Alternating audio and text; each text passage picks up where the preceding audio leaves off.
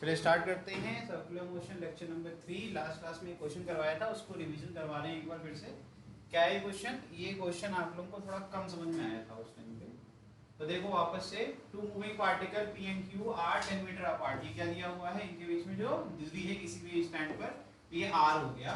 At any instant velocity of P कितना है? 8 metre पर सेकेंड, और क्यू कितना है? 6 मीटर पर सेकेंड। और दोनों जो आर की उनकी जो बीच दूरी है उससे कितना एंगल बना रहे हैं वो, उस लाइन को कनेक्ट कर दें तो जो डिस्टेंस है 10 मीटर वाली लाइन वाली से कितना एंगल 30 डिग्री दोनों बना रहे हैं। ठीक है, फिगर आपके सामने है। आगे कह रहे हैं with the line joining P and Q, जो कि बोला है वही। यहाँ पे ये फिगर नहीं दिया था क्वेश्चन में, ये बनाया गया है, ध्यान रखना। एग्जाम में ऐसे मिलेगा नहीं, बना बनाए कि आप आराम से कर लोगे। ये बनाया गया है फिगर, इसलिए आपको ऐसा दिख रहा है। अगर पढ़ोगे तो यहाँ दिया हुआ है कि जो 30 डिग्री एंगल बन रहा है वो क्या है भाई? With the line joining P Q. P Q को अगर जोड़ दोगे तो जो लाइन बनेगी उससे एंगल बनेगा। ठीक है, फिर यहाँ पर calculate the angular velocity of p with respect to q। क्या बोला है कि आपको बताना है कि भैया angular velocity omega p with respect to q बताना है।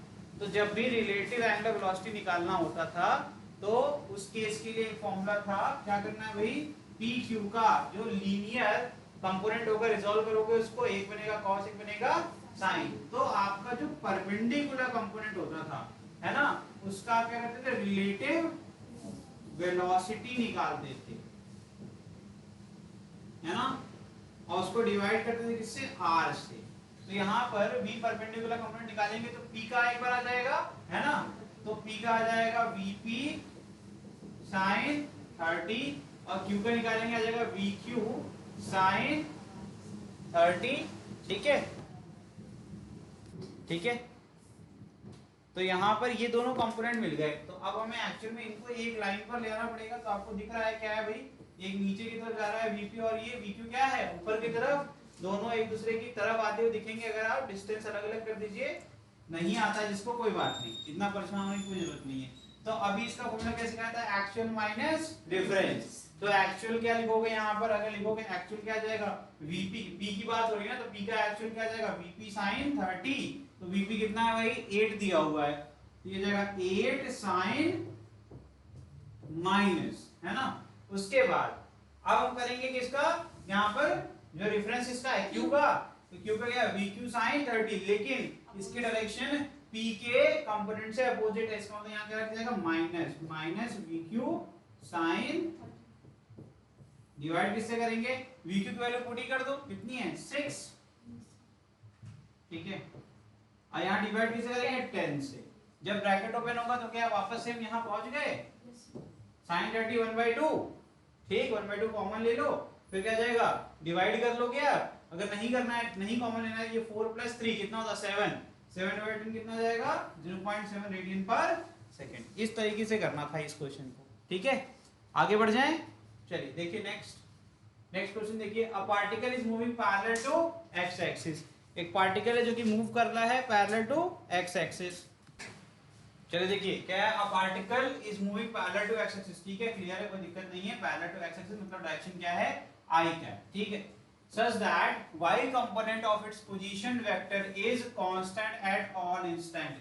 कह रहे हैं उसका जो y कंपोनेंट है, मतलब अगर इसके पोजीशन वेक्टर के कंपोनेंट को रिजॉल्व करोगे तो जो आपका y एक्सिस के अलॉन्ग जो कंपोनेंट आएगा वो हमेशा कांस्टेंट रहेगा, उसकी वैल्यू नहीं बदलेगी। ठीक है, आगे क्या कह रहे हैं?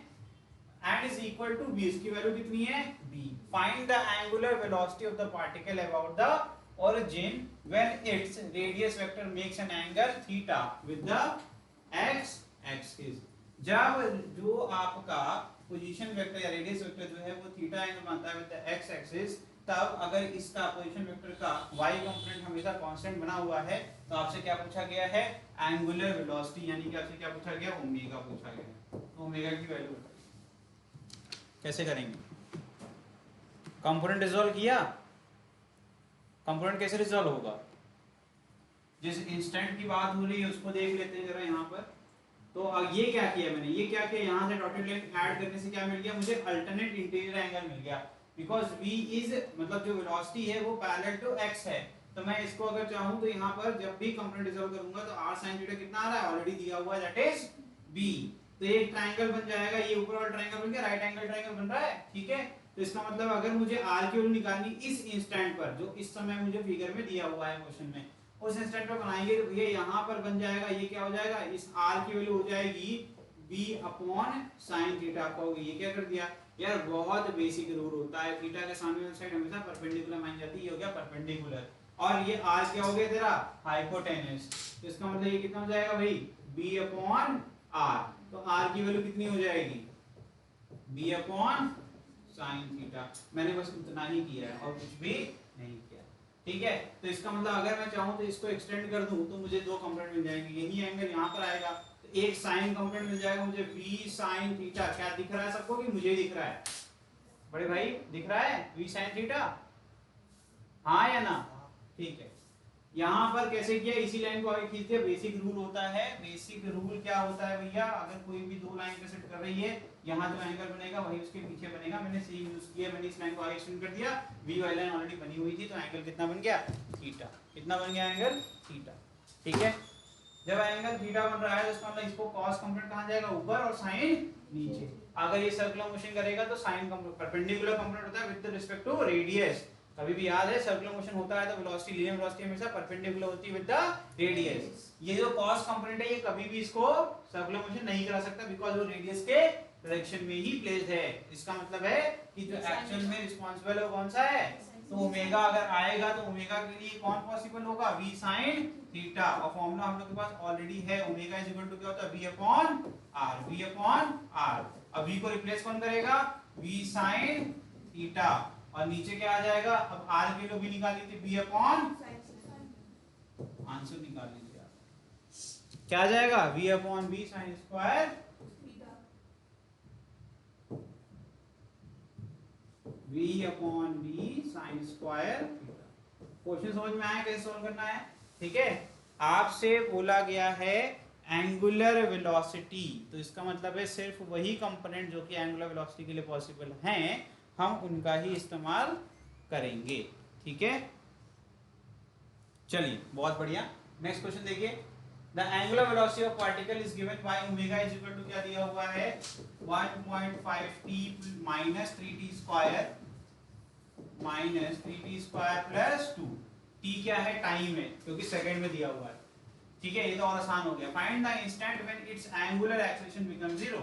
आपसे कहा गया है कि आप ऐसा t बताइए जिस पर आपका क्या हो जाए, एंगुलर एक्सेलरेशन यानी अल्फा 0 हो जाए। तो अल्फा इंस्टेंटेनियस का फॉर्मूला क्या होता है भाई, d ओमेगा बाय dt। इसका मतलब मुझे कुछ नहीं करना है, कितना सिंपल क्वेश्चन था। मैं d ओमेगा बाय dt को क्या कर दूंगा, इक्वल टू 0 कर दूंगा, और मुझे क्या मिल जाएगा, t मिल जाएगा, ठीक है। मुझे क्या मिल जाएगा, t। तो मैं इतना आसान है, देखो इसका डिफरेंशिएशन करते हैं, यहाँ से आ गया d omega by dt is equal to क्या जाएगा, 1.5 माइनस 6t, है ना बेटा। अब इसको क्या कर देंगे, 0 कर देंगे, तो 1.5 minus 6t is equal to 0, जहाँ से आ जाएगा 6t इज इक्वल टू 3/2, या फिर t is equal to 3/12। Solve कर लीजिए, कितना आंसर आएगा, 1/4 मतलब 0.25, 1/4 का मतलब कितना हुआ, 0.25। सॉल्व हो गया, नेक्स्ट करें, चलिए ठीक है। Next, a disk start from rest and gains an angular acceleration given by alpha is equal to, this is alpha is equal to 3t minus, तो यहाँ पर दिया हुआ alpha is equal to 3t minus t square। t क्या है, second में, कोई दिक्कत नहीं है। the application of torque, ठीक है, upon the application of torque, आगे देखिए, calculate its angular velocity after 2 second. क्या बोला गया आपसे, ओमेगा फाइंड आउट करो आफ्टर t greater than, ये रहा क्वेश्चन आपके सामने, करिए, ये वाला क्वेश्चन आपको करना है, ठीक है, कर सकते हैं, कोई दिक्कत नहीं। यहाँ पर नहीं लिखेंगे इस रीजन में, क्योंकि सनलाइट आ रही है थोड़ी सी, इंतजाम करते हैं, बहुत धूप आ रही है, यहाँ दिख नहीं रहा वीडियो में, तो यहाँ लिखा है मैंने after t greater than 2 second. तो आपके पास अब यहाँ पर तुरंत आप कहेंगे सर ऐसा कोई फॉर्मूला नहीं पढ़ाया, तो मैंने आपको सिखाना है अभी तुरंत कि जब भी डिफरेंशिएशन से काम चले, इसका मतलब इंटीग्रेशन होने वाला है, ठीक है। अब यहाँ पर आपको अगर यहाँ डिफरेंशिएशन नहीं हो रहा है तो देखो ना, यहाँ पर अगर हम क्रॉस मल्टीप्लाई करते हैं तो ये जगह alpha dt is equal to क्या, d ओमेगा, अगर मैं इंटीग्रेट करता हूं तो मेरा काम नहीं बन जाएगा, इंटीग्रेशन में तो समेशन ही होता है, टोटल ओमेगा मिल जाएगा, इसकी लिमिट 0 टू ओमेगा और यहाँ पर 0 to 2 कर लो, सॉल्व कर लो, ठीक है।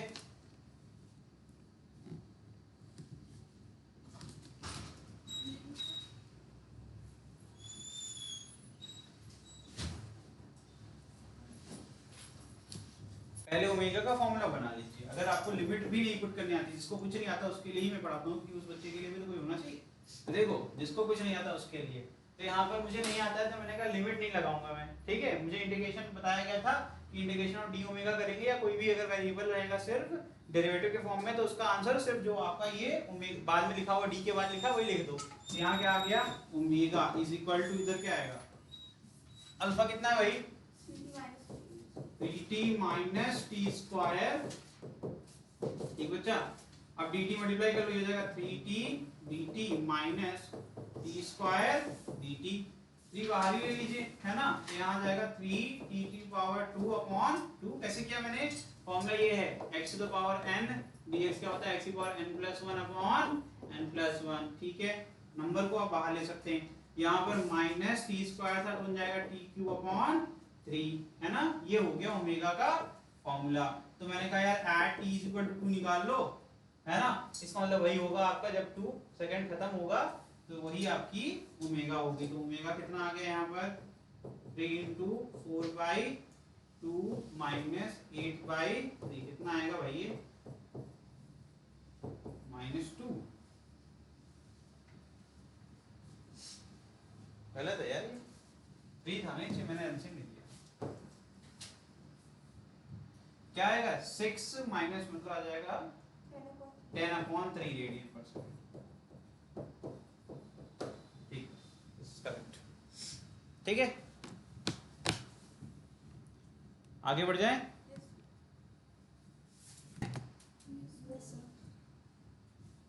ये क्वेश्चन करिए।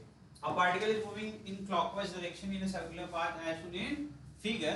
The instantaneous velocity of particle at a certain instant कितना दिया हुआ है 3i plus 3j, ठीक है। Then in which quadrant does the particle lie at that instant? अरे ये तो बहुत बेकार क्वेश्चन है यार, ये क्या दिया हुआ है, इसका रिजल्ट निकालना कितना आसान है। ये देखो x हो गया और ये देखो दोनों का मैग्नीट्यूड भी सेम है, तो सर फर्स्ट क्या बेकार क्वेश्चन है यार, सही है गलत है,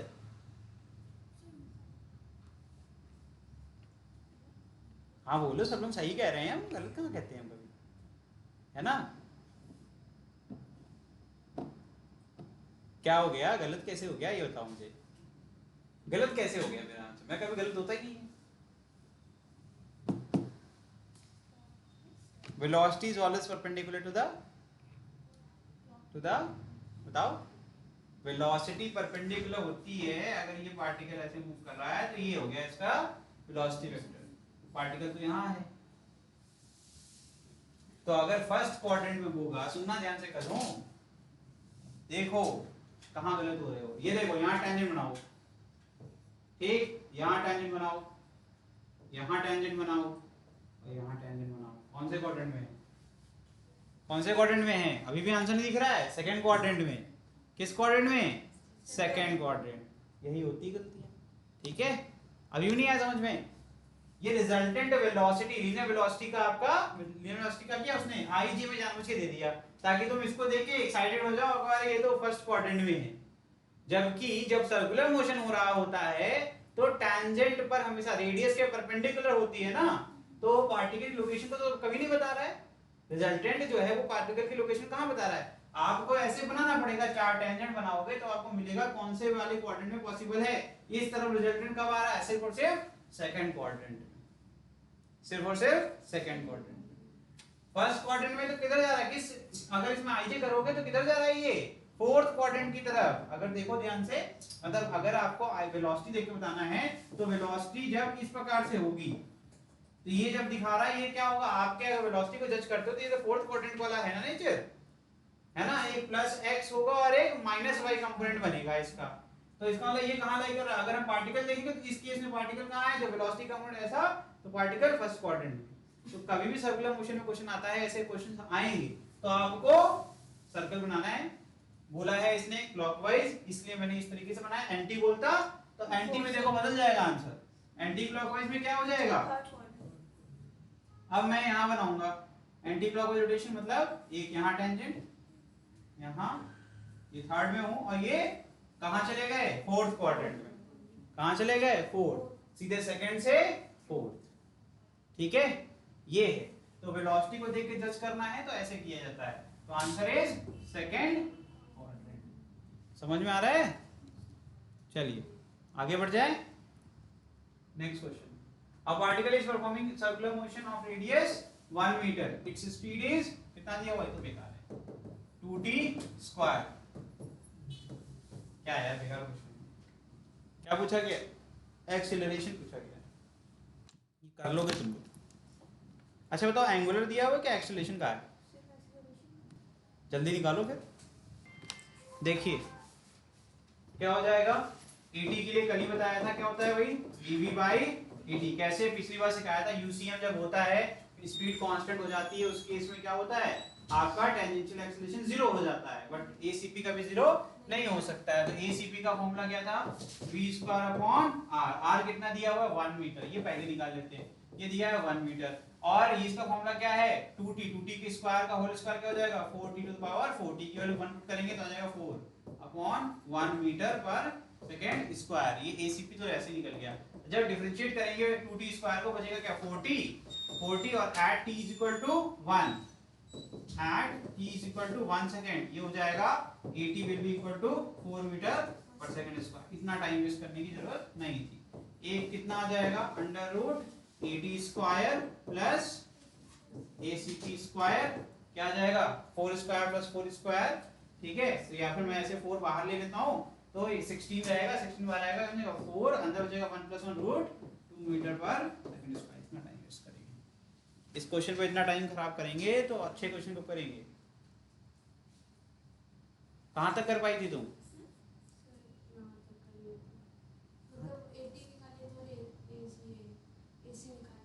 निकाले तो ये क्यों नहीं कर पाई,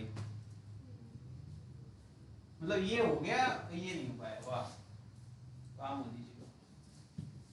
ठीक है, next. A cyclist is riding, हमें लगा वो पहला वाला नहीं हो पाएगा, चलो ठीक ही है। A cyclist is riding with a speed of 18 kilometre per hour. Mahak तुम्हें करना है। As he approaches a circular turn on the road, ठीक है, of radius 25√2 metre, he applies brake which reduces his speed at a constant rate। जो दिया हुआ है rate of change of velocity दिया है 0.5 मीटर पर सेकेंड। ठीक है, आगे देखिए, every second वो 0.5 मीटर पर सेकेंड से होगा। Determine the magnitude and direction of his net acceleration on the circular turn। तो कहेगी हमें ही देना, तो इतना डिफिकल्ट क्वेश्चन है ना, जैसे है नहीं डिफिकल्टी। AT को बनाए रखने के लिए वेलोसिटी को चेंज करना पड़ेगा, नहीं तो AT बना नहीं रहेगा। AT अगर आप कांस्टेंट स्पीड से चलोगे तो AT जीरो हो जाएगा। वो सिर्फ आपको समझाने के लिए दिया गया, वो आपको सिर्फ एक्सीलरेशन को बनाए रखने के लिए दिया है। 0.5 मीटर पर सेकंड से क्या हो रहा है, रिड्यूस हो रहा है। तो कहीं ना कहीं क्लियर है, अगर ब्रेकिंग होता है तो रिटार्डिंग एक्सीलरेशन का ही तो केस बनता है। सिंपल स्ट्रेट लाइन मोशन की तरीके से तुम AT को सॉल्व करोगी। ठीक है, ACP के लिए कोई दिक्कत नहीं, ACP तो अपने वो तो कांस्टेंट है, वो तो डिपेंड करता है v² अपॉन r पे, उसके लिए आप कर सकते हो इस तरीके से। अब पूछा गया जब ये वैरी करेगा तो ऑब्वियसली AT वैरी करेगा तो रिजल्टेंट की वैल्यू भी बदलेगी। तो वही पूछा गया है कि भैया बता दो कि direction of his net acceleration in circular कैसे करोगी। ठीक है, चलो देखो, तो गिवन है वेलोसिटी दिया हुआ है, v इक्वल टू दिया हुआ है 18 किलोमीटर पर आवर। इसको मीटर पर सेकंड में करने के लिए 5/18 से मल्टीप्लाई करेंगे, we get 5 metre per second. ACP तो तुरंत निकल जाएगा क्योंकि वहां पे कुछ करना नहीं है, v² अपॉन r। v कितना है, 5 का स्क्वायर कितना होता है 25, डिवीजन में कितना दिया है 25√2। ठीक, यहां से आ जाएगा 1/√2 मीटर पर सेकंड स्क्वायर। ठीक है, कोई दिक्कत? ये हो गया ACP। अब हम बात करते हैं AT की। तो AT क्या होता है, AT यहाँ पर क्योंकि रिटार्डिंग मोशन हो रहा है, ब्रेकिंग मोशन हो रहा है, इसलिए minus dv by dt। dv by dt कितना है 0.5, यानी कि -1/2 -1/2 मीटर पर सेकेंड स्क्वायर, ये इसका आंसर है। AT भी मिल गया, AC भी मिल गया, तो A कितना हो जाएगा? A का आंसर होगा √ACP square plus AT square. इसको सॉल्व कर लीजिए, कितना आएगा? वैल्यू ही तो पुट करनी है भाई, कुछ कर लो, बैठे हो तो पेन चला लो। हाँ। सुंदर सुंदर कॉपी कभी भी पढ़ाई का अच्छा एग्जाम्पल नहीं है, जिसमें पेन घिसती है वो कॉपी ज्यादा सुंदर होती है। ठीक है, चलो ACP कितना है? माइनस, तो माइनस का वो मतलब तो है नहीं बेटा, ये आ जाएगा 1/4 आएगा ना, -1/2 का होल स्क्वायर 1/4। ये क्या है? 1/√2, 1/√2 का स्क्वायर 1/2, यही तो होगा ना। AT स्क्वायर कर दिया और ACP कर दिया, एलसीएम तो आपका 4 ही आएगा, है ना। तो कितना आएगा इसका आंसर? √3/4, रूट के अंदर बाहर निकालेंगे तो √3/2, और ये 1.17, ठीक है, 32/2 करो, कितना आएगा आंसर? 0.86 आएगा। 1.732 होता है, 1.17 नहीं होता है, 1.732 होता है, 1.732 होता है। करेंगे तो आएगा 0.86 मीटर पर सेकेंड। मैग्नीट्यूड निकालना आसान है, सब निकाल लेंगे। प्रॉब्लम आएगी डायरेक्शन के लिए। डायरेक्शन के लिए क्या करते हैं? tan ऑफ थीटा क्या होता है? ACP/AT। सही क्या क्या मैंने? आंसर निकालो। तो ये कितना आ जाएगा बताइए? ACP कितना है? 1/√2, और AT कितना है? 1/2। यहाँ आप सिर्फ मैग्नीट्यूड पुट किया जाता है, तो ये जाएगा 2/√2, 2/√2। या फिर लिख सकते हैं tan theta is equal to √2। Theta कितना आ गया? tan इनवर्स ऑफ, ये किसको रिप्रेजेंट करता है? ये डायरेक्शन को रिप्रेजेंट करता है, ठीक है। बिकॉज इसकी कोई भी एंगल वैल्यू होती नहीं, इसमें √2 आता है, इसलिए हम इसको ऐसे छोड़ देंगे। ठीक है, समझ में आया क्वेश्चन क्या करना था? बस इतना ही क्वेश्चन था ये, बस समझने की देरी है, क्वेश्चन हो जाते हैं, बस समझना है आपको अच्छे से। नेक्स्ट क्वेश्चन करते हैं, आगे बढ़ जाएं भाई। आया आदित्य? चलो भैया देखो next question. A particle is moving in a circular orbit with a constant tangential acceleration, AT constant है, starting from rest after 2 seconds of the beginning of its motion. Angle between acceleration vector and the radius vector is 45 degree, मतलब resultant acceleration की बात हो रही है। What is the angular acceleration of the particle? ठीक है, ध्यान रखना जब भी एक्सेलरेशन से बोलेंगे तो टेंजेंशियल और सेंट्रीपिटल नहीं बोलना है, मतलब रिजल्टेंट की बात कर रहे हैं। ठीक है, ये क्वेश्चंस में के लिए बता रहा हूँ, फिगर आपको मैं दे रहा हूँ इसलिए आपको लग रहा है आसान, लेकिन फिगर नहीं होगा तो खुद से ही आपको फिगर बनाना पड़ेगा एग्जाम में। उसके लिए एक्सेलरेशन बोला था तो वो सिर्फ नेट रिजल्टेंट एक्सेलरेशन की बात करेगा, किससे? रेडियस वेक्टर से, ठीक। और ACP हमेशा रेडियस वाली लाइन पर होता है, तो ACP से ही रेडियस वेक्टर तुम्हें मिल जाएगा, ठीक है। और वहां से आप निकाल सकते हैं 45 is not the theta, theta हमेशा AT से बनता है। थीटा कहां से बनता है? AT से। थीटा होता क्या है? आपका रिजल्टेंट का बेस वेक्टर के साथ जो एंगल, यानी कि tan ऑफ थीटा जो निकालते हो वो वाला थीटा। तो वो थीटा कितना है यहाँ पर? ये तो पहले ही सॉल्व हो गया है, कितना आएगा? अरे यार 45 ही तो आएगा। कितना आएगा? 45, क्योंकि AT और ACP क्या होते हैं? परपेंडिकुलर होते हैं। क्या होते हैं? AT और ACP परपेंडिकुलर। इससे मुझे क्लियर होता है कि ACP/AT की वैल्यू 1 आएगी। Ratio of ACP and AT is 1। ये मैं कह सकता हूँ दोनों इक्वल हैं। हाँ है कि नहीं है? करो तो आधा ज्यादा कर दिया मैंने, आधा ज्यादा कर दिया। अब तो सिर्फ आपको सिर्फ खाना पूर्ति करनी है। यहां समझ में आता है फ्रॉम गिवन डेटा, ठीक है, क्या हो जाएगा? AT is equal to ACP।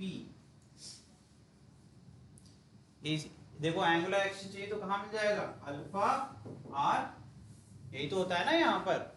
उधर क्या हो जाएगा? Omega square R।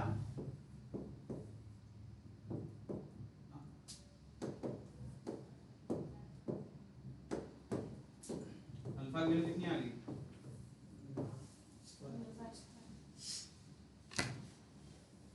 90% हो गया, बाकी वैल्यू पुट कर लीजिए।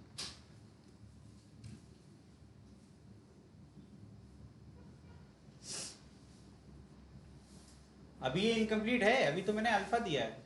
उसका क्वेश्चन क्या कह रहा है देखिए, आफ्टर 2 सेकेंड। तो अभी t इक्वल टू 0 के लिए सॉल्व करोगे, फिर 2 के लिए सॉल्व करोगे, उसका फाइनल आंसर फिर से बताओगे मुझे, तो वैल्यू निकाल सकते हो। तो एक फर्स्ट इक्वेशन ऑफ मोशन क्या होता है, omega is equal to omega naught plus alpha. तो रेस्ट पे क्या होगा, t इज इक्वल टू 0 पे ओमेगा नॉट विल बी 0, क्योंकि दिया हुआ है स्टार्टिंग फ्रॉम रेस्ट। ठीक है, ओमेगा नॉट क्या है, 0।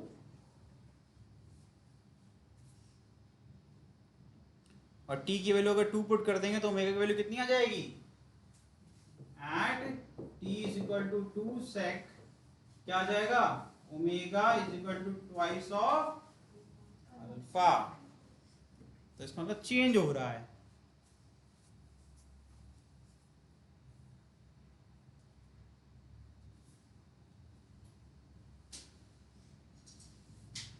पहले और दूसरे इक्वेशन का यूज करके आप आंसर बताओ।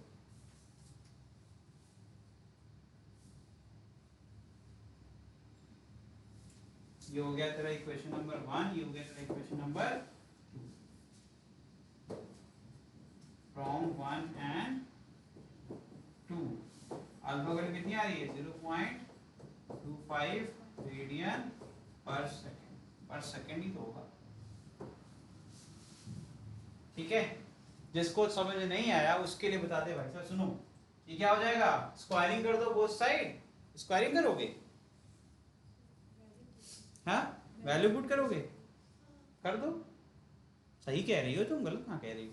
क्या आ जाएगा, 4 alpha square, alpha alpha cut जाएगा, 1/4 आ जाएगा, 1/4 मतलब 0.25 रेडियन पर सेकेंड स्क्वायर एक्सेलरेशन है। ठीक है, ओमेगा हो जाएगा रेडियन पर सेकंड, उसके नीचे 1 सेकंड होता है तो सेकंड स्क्वायर हो जाएगा। ठीक है, यूनिट ये होती है। चलिए आगे बढ़ जाएं। ठीक, आगे बढ़ते हैं, next topic dynamics of circular motion. देखिए पहला हेडिंग क्या है, circular turning on the road, when vehicle go through turning they travel along a nearly circular arc. तो जब रोड्स पे भी जितने टर्न होंगे, देखना ध्यान से, जहां पर हाई स्पीड टेरेन्स होते हैं, जहां पर आपके जो भी हाई स्पीड ट्रैक होते हैं, वहां पर देखो एक कैसे कर्व बना होता है। रेसिंग देखी हो कभी, टीवी में देखा हो, है ना, F1 रेस देखा हो, तो बाइकर्स पूरा एकदम बेंड हो जाते हैं, वो सब क्यों करते हैं, है ना। तो अब देखो देखो यहाँ पे कैसे हो रहा है। तो जब भी हम टर्न लेते हैं रोड पे, तो स्किडिंग ना हो उसके लिए क्या करते हैं, ट्रैक को थोड़ा सा एकदम से उठा देते हैं ताकि वो हमें सपोर्ट करे। इसको बैंकिंग ऑफ द रोड, उसके बारे में पढ़ेंगे अभी। There must be some force which provides the required centripetal acceleration। तो कह रहे हैं उस समय कोई तो होता होगा जो, अब सर्कुलर मोशन कर रहे हैं तो पहले से पढ़ लिया है कि सेंट्रीपिटल फोर्स होना जरूरी है, तभी हम ये कर पाएंगे, नहीं तो हम स्ट्रेट लाइन मोशन करने लगेंगे और जाके सीधे भिड़ जाएंगे आगे जो भी होगा, है ना। तो हमें टर्न करना है तो कुछ तो सेंट्रीपिटल फोर्स होना चाहिए, तो सेंट्रीपिटल फोर्स होगा तो सेंट्रीपिटल एक्सीलरेशन भी होगा। If vehicle travel in horizontal circular path, this resultant force is also horizontal. The necessary centripetal force is being provided to the vehicle by following three ways। 3 तरीके से ये force हमें provide होते हैं।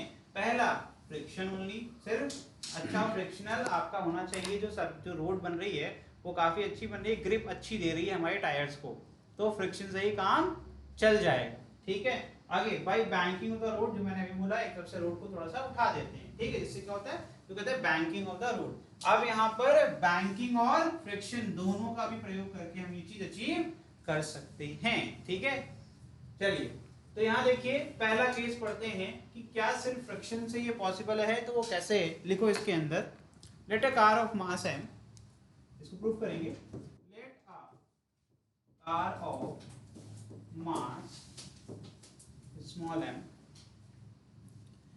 moving with speed v, moving with speed v in horizontal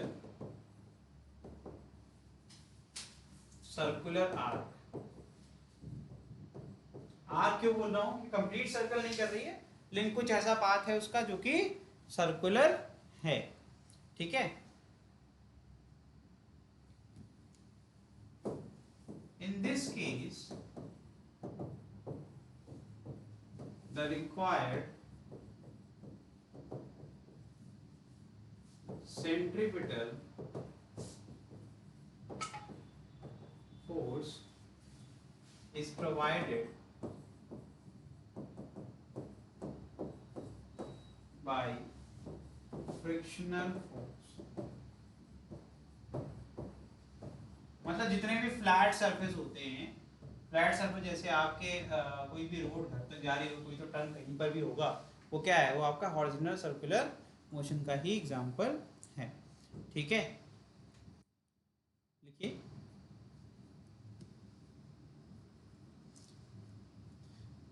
हो गया। तो यहाँ जो वैल्यू होगी वो किसके बराबर होगी, वो होगी mv² अपॉन r। ये कौन सा फोर्स है, ये सेंट्रीपिटल फोर्स जो हमें चाहिए, ठीक है। कौन प्रोवाइड करेगा, फ्रिक्शनल। फ्रिक्शन का क्या होता है, F मैक्स क्या होता है, म्यू m या फिर म्यू mg, यही तो होगा ना। तो इसका मतलब है अगर फ्रिक्शनल फोर्स ही है जो कि mv² अपॉन r के बराबर है और उसी को बैलेंस कर रहा है, तो कंडीशन क्या होगी, कंडीशन फॉर सेफ टर्निंग। अरे यार ये तो तुमने देखा ही होगा, जो नई नई साइकिल खरीद के ले आते हैं बच्चे, तो क्या करते हैं, है ना, ले आएंगे टर्न पे पूरा एकदम तेजी से घुमाने की कोशिश करेंगे, कई बार मुंह के बल गिर भी जाते हैं, है ना। तो ये जो कंडीशन लिखवाने जा रहा होगा, वो कंडीशन को, क्योंकि वहाँ हॉरिजॉन्टल सर्कुलर मोशन ही करते हैं वो, ठीक है, क्योंकि जो भी रोड होती है वो फ्लैट होती है, कहीं उठी उठी नहीं होती एकदम से, है ना। तो अगर वो सेफ टर्निंग कंडीशन को फॉलो करेंगे तो वो नहीं गिरेंगे, तो वो हीरो बने रहेंगे। लेकिन अगर वो ज्यादा एक्साइटेड हो जाएंगे तो वो जीरो बन जाएंगे, कैसे, वो गिर जाएंगे धड़ाम से, है ना। जिसके सामने कर रहे थे उसी के सामने फिर मुंह छिपा के भाग। तो ऐसा ना हो, इसलिए मैं यहाँ पर आपको बता रहा हूँ, इसको ध्यान रखो, तो आपको कभी भी ऐसा जीरो बनने का मौका नहीं मिलता विदाउट। यार देखो, एक ऐसा फोर्स है जिसके बारे में चर्चा नहीं हो रही है लेकिन वो बहुत ही इंपॉर्टेंट है, सेंट्रीफ्यूगल। पता है, अब यहाँ पर अगर इस चीज को समझना है, फ्रिक्शन वाली कंडीशन समझना है, तो आप कभी भी नोटिस करो, किसी भी कार में बैठे हुए हो, जिस तरह उसको टर्न करना है उसके अपोजिट डायरेक्शन में आप झुक जाते हो, होता है कि नहीं होता है ना। आपके ऊपर जो फोर्स होता है वो सूडो फोर्स लेके आएंगे हम, है ना, कहेंगे सूडो फोर्स लग रहा है, बात बिल्कुल ठीक कह रहे हैं, क्योंकि न्यूटन लॉ ऑफ मोशन पढ़ाया गया है कि क्या होता है, जब भी कोई ऑब्जेक्ट अगर किसी भी कार्ट के अंदर रखा हुआ है तो उसके ऊपर जो फोर्स लगेगा वो हमेशा अपोजिट डायरेक्शन लगेगा, जिस तरफ कार्ट पे लग रहा होगा फोर्स उसके अपोजिट, और उसकी वैल्यू कितनी होगी, जो भी उस ऑब्जेक्ट की मास होगी इनटू एक्सेलरेशन। इसीलिए जब टर्निंग कर रहे हैं तो अब जो सेंट्रीपिटल फोर्स क्या है, वो अंदर वो कार के ऊपर लग रहा है, तो कार के अंदर जो बैठे हुए हैं वो कहाँ जा रहे हैं, वो बाहर की तरफ जा रहे हैं, है कि नहीं है। तो इसका मतलब है, अगर आप उल्टा सोचो, है ना, तुम्हारे वजह से कार जो है बाहर की तरफ खसकना चाह रही है, तो टायर्स के ऊपर फ्रिक्शन फोर्स क्या होगा, अंदर की तरफ होगा, अंदर की तरफ कहाँ होगा, सेंटर की तरफ ही जाएगा, तो वो क्या क्रिएट कर देगा, ये बैलेंस क्रिएट हो जाएगा। तो सेंट्रीपिटल और सेंट्रीफ्यूगल एक दूसरे को बैलेंस बनाए रखेंगे तो सर्कुलर टर्निंग होती रहेगी। कोई भी अगर जीतेगा तो निपट जाओगे, है ना, जो जीतेगा उसकी तरफ गाड़ी स्किड कर जाएगी। समझ में आया कि नहीं आया। अगर बहुत ज्यादा, जैसे देखो कभी कभी देखो कहते हैं कि जितनी रेसिंग कार होती है उसकी हाइट बहुत कम होती है, ऐसे क्यों करते हैं, ताकि फोर्स और वो बैलेंस बना रहे, ताकि फोर्स और बैलेंस बना रहे। चलो ठीक है,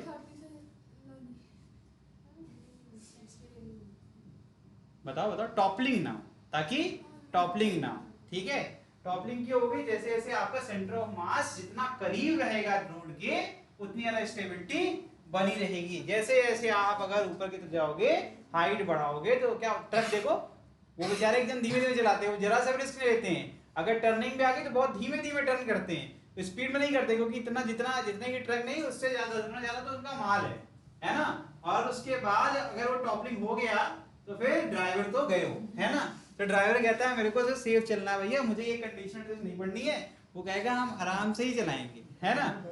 हाँ, ट्रक में अक्सर ड्राइवर बच जाते हैं। अरे यार तुम पता नहीं कौन सी कहानी चला रहे हो, ठीक है। तो यहाँ पर देखो, अगर हमें स्किडिंग नहीं करनी है, मैंने बताया था कि सेंट्रीफ्यूगल और सेंट्रीफ्यूगल क्या है, एक दूसरे के विपरीत रहते हैं और एक दूसरे को बैलेंस करते हैं। दोनों की वैल्यू किसके बराबर होती है, mv स्क्वायर अपॉन r। तो अगर frictional force mv square upon r से ज्यादा रहेगा तो यानी कि स्टैटिक वाला फ्रिक्शन बना रहेगा और ऑब्जेक्ट स्किडिंग नहीं करेगा, तो इसका मतलब है कि आपका जो फ्रिक्शनल फोर्स है उसको ज्यादा होना पड़ेगा कि नहीं होना पड़ेगा, ठीक है। और लिमिटिंग फ्रिक्शन में क्या होता है, आपकी मैक्सिमम वैल्यू के बराबर। तो यहां से देखो ये मिनिमा चल रहा है, एफ मैक्स इसके बराबर हो सकता है, इससे अगर कम हुआ तो फिर आपकी स्किडिंग हो जाएगी, ठीक है। और इस कंडीशन को ही कहते हैं condition for safe turning of the, जो भी है आपका कार है, बाइक है, मोटर है, ट्रक है, जो भी है, ठीक। अगर आपको फ्रिक्शन आगे चलना है तो mv स्क्वायर अपॉन r से आपका फ्रिक्शन फोर्स ज्यादा होना चाहिए या तो उसके बराबर, ठीक। ये है आपका मिनिमम। चलिए, तो इसको अगर हम कंडीशन फॉर वेलोसिटी स्पीड की बात करें, ठीक है, अगर मैं बात करूं यहीं पर कंडीशन फॉर सेफ टर्निंग, तो आपकी स्पीड कितनी हो सकती है, तो यहां से मैं कह सकता हूं mv square upon r is less than और इक्वल टू, क्या है ये, म्यू mg, ठीक है। तो क्या आ जाएगा यहां पर, v will be less than or equal to under root mu gr, is it clear, सही है कि नहीं, mu gr, ठीक। अगर v इस कंडीशन फॉलो करेगा तो हमेशा सेफ टर्निंग होगी, ऑब्जेक्ट की जो स्पीड है वो इससे ज्यादा नहीं होनी चाहिए, इससे कम रहनी चाहिए और इसके बराबर हो सकती है बस, ठीक। म्यू क्या है, कोएफिशिएंट ऑफ फ्रिक्शन, जो भी आपका दो सरफेस कांटेक्ट में है, तो पहला सरफेस टायर होगी और दूसरा जो भी रोड है, ठीक, उसके हिसाब से। नेक्स्ट कंडीशन पढ़ने जा रहे हैं कि अगर हम बैंकिंग कर दें, आगे बढ़ जाएं, बैंकिंग ऑफ द रोड पढ़ने जा रहे हैं, तो अगर हम बैंकिंग कर दें तो क्या उससे कुछ होगा। देखो यहाँ पे बैंकिंग आपको दिख रहा होगा, है ना, एक तरफ से रोड उठी हुई है, दिख रहा है क्या, पानी कहाँ देख लिया तुमने, वहां सूखा पड़ा है, घास पीली पीली है, तुम्हें पानी दिख रहा है यार, गजब ही है। अच्छा, बारिश होगी तब भी बैंकिंग बचा लेगी। चलिए स्पीड लिमिट लगा के रखते हैं भाई, by banking of the road only. यहाँ नीचे देखो, नीचे बहुत अच्छा कंपोनेंट बना हुआ है, क्या कर रहे हो भैया, कर लो और पढ़ना है, अरे उसी में लिख लेती, बाद में फाड़ लेती। चलो ठीक है ठीक है ठीक है, रूल्स और रूल्स हैं, रूल्स हमारे बने रहने चाहिए। देखो यहाँ पर इसका जो सर्कल बनना, प्रॉब्लम आती है, देखो सुन लो, बहुत हो गया। सर्कल जो इसका बन रहा है, आप सोचोगे सर्कल यूं बन रहा है, ऐसा नहीं होता है, ठीक है। जो सर्कल बनेगा वो इसके सामने, ठीक है, यहाँ कहीं सेंटर है इसका, जो सर्कुलर आर्क है जिस पोजीशन पे, मतलब जहां पर जितनी भी हाइट पर रहेगा, जितनी बैंकिंग पे वो रहेगा, वो वहां से आप सर्कल बनाओगे, ठीक है। सर्कल आप ऐसे सोचोगे कि सरफेस के हिसाब से नहीं, ठीक है। तो अब इसको क्यों किया गया, जिससे कि कंपोनेंट जो आपके होंगे, ये क्या हो गया, ये कौन सा कंपोनेंट है भैया, आपकी टर्निंग हो रही है, तो ये क्या रिप्रेजेंट कर रहा है, सेंट्रीफ्यूगल को रिप्रेजेंट कर रहा है, mv स्क्वायर अपॉन r। आप देखना नॉर्मल रिएक्शन को हम ये क्यों करते हैं, ताकि नॉर्मल रिएक्शन का एक कंपोनेंट आ जाए जो कि हमें सेंट्रीपिटल में सहयोग करना स्टार्ट कर दे। देखो n का एक कंपोनेंट कहां गया, inward towards the centre of the circle, जो कि क्या हो गया n sin थीटा। अभी n sin थीटा किसको बैलेंस कर रहा है भाई, mv स्क्वायर अपॉन r को। फ्रिक्शन की कोई जरूरत है, फ्रिक्शन की बात ही खत्म कर दी हमने कहा फ्रिक्शन हो ना हो कोई दिक्कत नहीं, ठीक। तो यहाँ पर आपका क्या आ जाएगा, mv स्क्वायर r को n sin थीटा बैलेंस कर देगा, और सिर्फ बैंकिंग की वजह से हमने सेफ टर्निंग कर ली, ठीक है। इसे कहते हैं by banking of the road. फिर से लिखिए, लिखिए, friction is not always reliable. ये क्या लिख दिया मैंने, अब तुम जैसे टायर ही ना बदलवाओ अपना, तुमने गाड़ी खरीदी 10 साल हो गया, गाड़ी के टायर तुम सफेद हो गया है ना, घिस घिस के, और तुमने उसकी ग्रिप मतलब खत्म हो गया, लेकिन चला तुम वही रहे, तो ऐसे केस में मेरी गलती मानी जाएगी, एक्सीडेंट होगा कि भाई रोड तुमने कैसे बना दिया ऐसा, है ना। तो इसीलिए जब फ्रिक्शन हमेशा रिलायबल नहीं है, क्योंकि यहाँ पर कंडीशनल है, वो ग्रिप जब तक टायर की अच्छी रहेगी तब तक फ्रिक्शन रहेगा, खराब हो जाएगी तो स्लिप करने लगेगी। तो इसलिए ऐसा सोल्यूशन निकालो कि जो ऐसे लोग हैं उनको भी तो बचाना जरूरी है ना, रहेंगे तो सब साथ में रहेंगे, है ना। तो फ्रिक्शन रिलायबल नहीं है, तो ऐसा कुछ करो जिससे बिना फ्रिक्शन की मदद के भी हम सेफ टर्निंग कर सकें। तो बैंकिंग वहां पर स्पेशली काम आती है, ठीक है, लिख लो, ठीक है। When high speed at particular, ठीक है, हाई स्पीड। अब अगर सीरियस मोड पे बात करें तो देखो होता क्या है, फ्रिक्शन लिमिटेड होता है ना। फ्रिक्शन की वैल्यू जो है वो लिमिटेड है, कोएफिशिएंट ऑफ फ्रिक्शन कांस्टेंट है, एन की वैल्यू आप कहेंगे कांस्टेंट है बिकॉज वो किस पे डिपेंड करता है, एमजी पे डिपेंड करता है ना।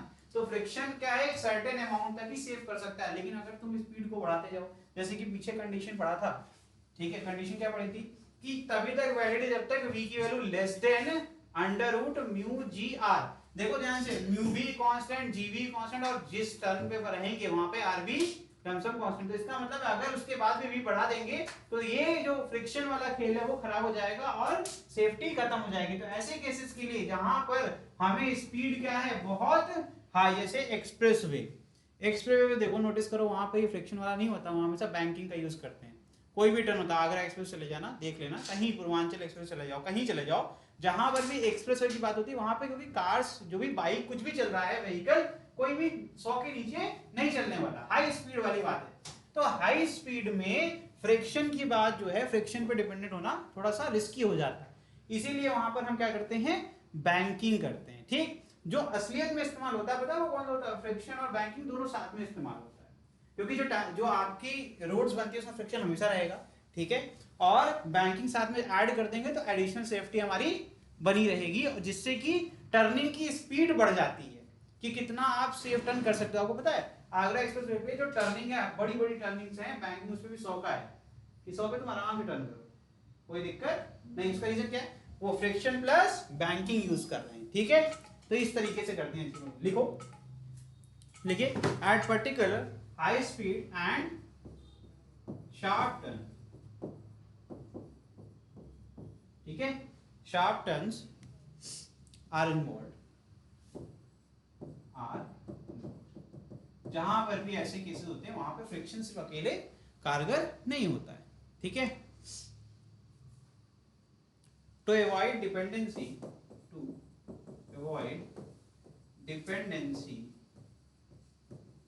On friction, banking of the road is done,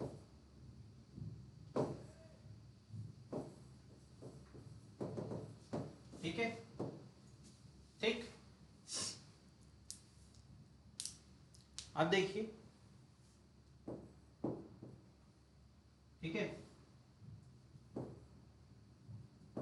by F B D diagram देखो यहां बना हुआ है ना, N sine theta will be equal to free body diagram M square upon R, ठीक है। अरे हम शॉर्ट में लिखवा रहे हैं ना, सिर्फ काम की चीजें लिखवा रहे हैं, ठीक है। By F B D clearly दिख रहा है, एन साइन थीटा क्या है, M we square upon R के बराबर है, ठीक है। और एन कॉस थीटा किसको बैलेंस कर रहा है, एमजी को बैलेंस कर रहा है, ठीक है। तो tan थीटा अगर निकालना चाहते हैं,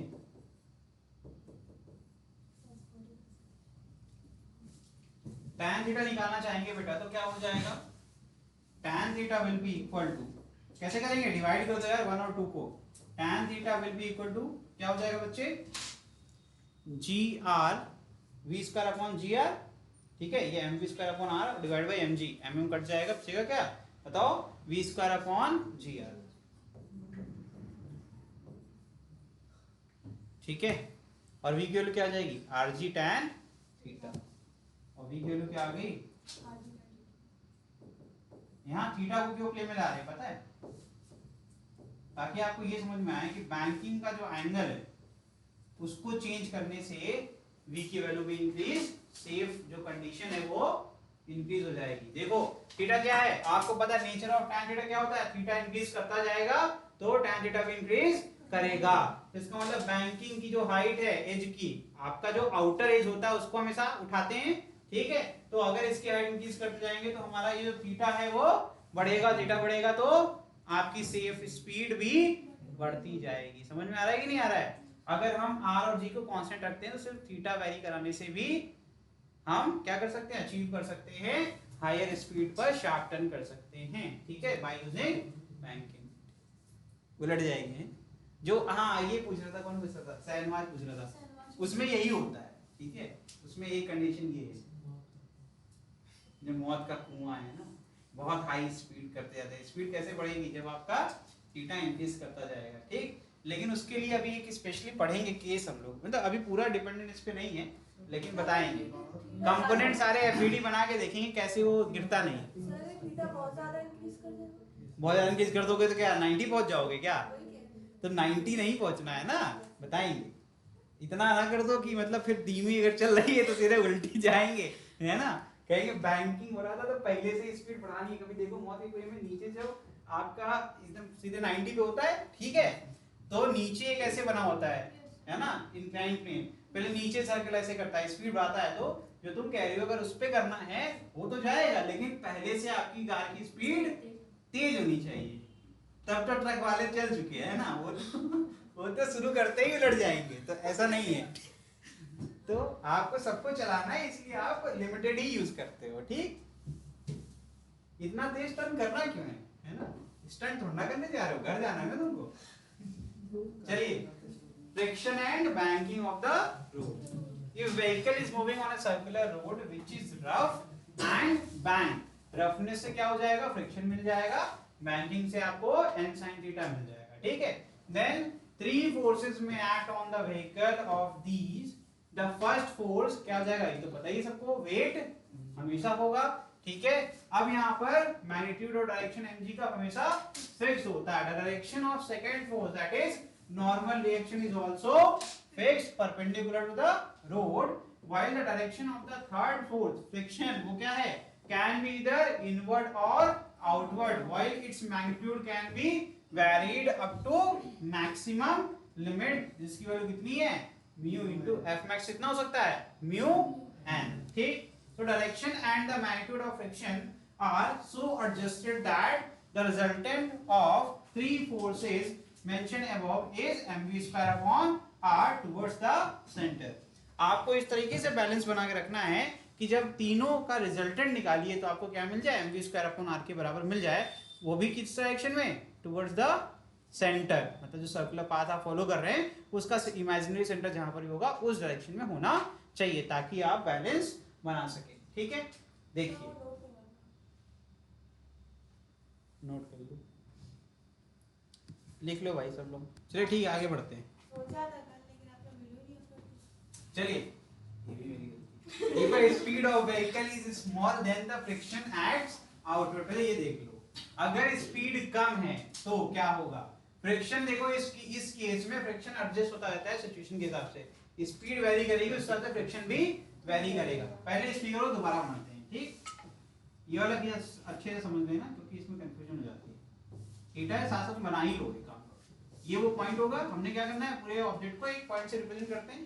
mg कहाँ होगा, नीचे, n तो जानते ही हो, तो मैं n ना बना करके n cos, ये होगा क्या, n cos थीटा, यहाँ पे ये n होगा, n cos थीटा कहाँ होगा फिर, ये क्या हो जाएगा, n cos थीटा, ये क्या हो जाएगा। तो अगर सिर्फ बैंकिंग देखेंगे उस केस में n sin थीटा है जो कि सेंटीमीटर की तरह काम कर रहा है, लेकिन हमें फ्रिक्शन भी देखना है, तो इस केस में क्या है, देखो f sin थीटा क्या है बताइए, mv स्क्वायर r की डायरेक्शन में क्यों है ये बताओ मुझे। ये हो गया तुम्हारा mv square upon r centrifugal. ये f cos थीटा क्या है और f sin थीटा क्या है, कौन सा फोर्स है वो, बहुत बढ़िया, सेंट्रीपिटल छत पे लग रहा है ना, वो हवा में जा रहा है। इतनी दिन से हम लोग पढ़ रहे हैं सर्कुलर मोशन में सेंटर की तरफ जाता है, सेंट्रीफ्यूगल होता है। mv स्क्वायर अपॉन r क्या है,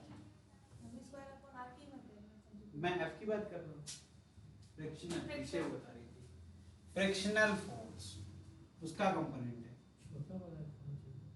हाँ भैया छोटा बना लो तुम, पाप हो गया मुझसे।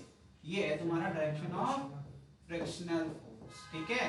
जब स्पीड कम है तो उस केस में ये नीचे की तरफ स्लाइड कर सकता है, इस वजह से क्या होगा, इसके ऊपर फ्रिक्शन कहाँ लगेगा, ऊपर की तरफ। इसका दो कंपोनेंट, एक एंगल यहाँ बनेगा, ये जाएगा एफ कॉस थीटा और एक बन जाएगा एफ साइन। ध्यान दीजिए बेटा, ठीक है। इतनी जल्दी आप पैनिक हो जा रही हैं, बताइए क्यों नहीं बता भाई। जो 2-3 बार काउंटर काउंटर काउंटर तो प्रेशर तुरंत हाथ पैर ऐसे ऐसे हो जाते हैं, ये गलत बात है, ठीक है। ये इतना सिंपल सा था, सामने लिखा हुआ है। अच्छा इतनी देर से इतनी बात सुन लिया, mv² तो हमेशा रट जाने वाली बात है। सेंट्रीफ्यूगल फोर्स बाहर की तरफ और अंदर की तरफ सेंट्रीपिटल देगा, n sin थीटा आ जाएगा। और फ्रिक्शनल फोर्स अपवर्ड है तो इसी का एक कंपोनेंट, ये फिगर भी ध्यान से देखती तो यहाँ पर एक f cos थीटा और एक, ठीक है। तो यही प्रॉब्लम होती है। वैसे ही प्रेशर एग्जाम में भी होता है और एग्जाम में भी भूत दिखने लगता है ना, लगता है कि भूत ही आगे पीछे चल रहा है। तो n sin थीटा कौन बैलेंस कर रहा है यहाँ पे, देखो n sin theta is equal to mv² upon r plus f की वैल्यू निकालना जानते ही हो, निकाल लोगे। जल्दी से मुझे कंडीशन निकाल के दो, ठीक है। मुझे एक कंडीशन चाहिए मिनिमम स्पीड, एक चाहिए मैक्सिमम स्पीड। फटाफट निकालिए और मुझे आंसर बताइए। देखो एक इक्वेशन तो यही दिख रहा है, जिसका मतलब मिल जाएगा n sin theta minus f cos theta is equal to mv² upon r, equation number 1। दूसरा इक्वेशन क्या बन रहा है, ये वाला है ना, n cos theta plus f sin theta is equal to mg, equation number 2, ठीक है। 1 और 2 की मदद से हम एक रिलेशन निकाल लेंगे जिससे हमें v मिल जाएगा। तो इस समय क्योंकि स्पीड क्या है, मिनिमम के लिए सॉल्व कर रहे हैं हम लोग, तो यहां जो आएगी कंडीशन कौन सी आएगी, मिनिमम, ठीक है। तो यहां पर फॉर मिनिमम स्पीड, ठीक है, f क्या हो जाएगा, म्यू n के बराबर, ठीक है, म्यू n के बराबर, और डिवाइड कर दीजिए इक्वेशन नंबर 2 को 1 से, इक्वेशन नंबर 2 को 1 से डिवाइड कर दो। डिवाइडिंग 2 बाई 1 क्या मिलेगा हम लोग को,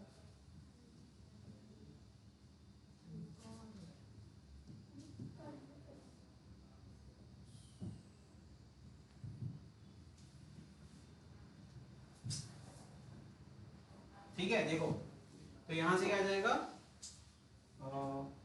n cos theta plus f sin theta upon n sin theta minus f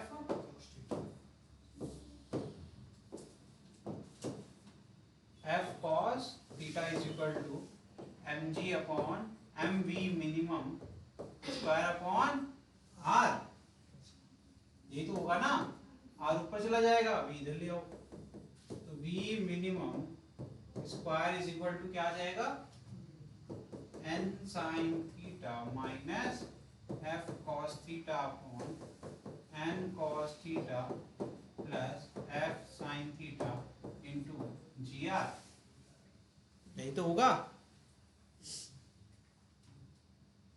ठीक है। अब स्मॉल f की जगह क्या पुट कर दोगे, म्यू n, क्या पुट कर दोगे, अरे ऊपर लिखा था ना पीछे, ठीक है।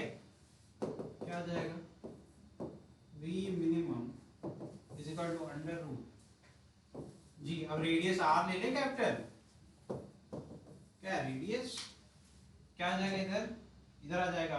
देखो यहाँ आ जाएगा म्यू n, n बाहर ले लेते हैं, n को पहले बाहर ले लेते हैं, न्यूमरेटर में भी और डिनोमिनेटर में भी, ठीक है। अंदर क्या बचेगा, sine theta minus mu cos theta upon cos theta plus mu, ठीक है ना, n कट जाएगा बच्चे। अब कॉस थीटा कॉमन ले लो, tan थीटा बन जाएगा,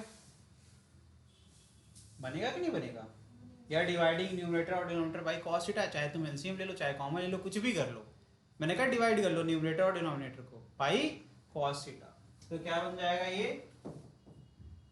यहां से आ जाएगा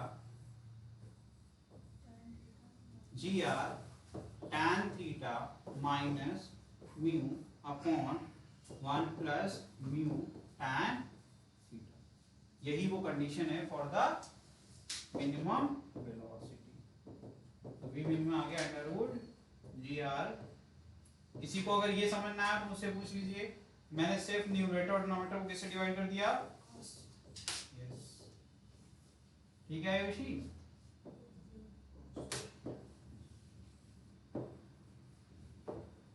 चलिए मिनिमम हमने निकाल लिया, अब बात करेंगे मैक्सिमम की।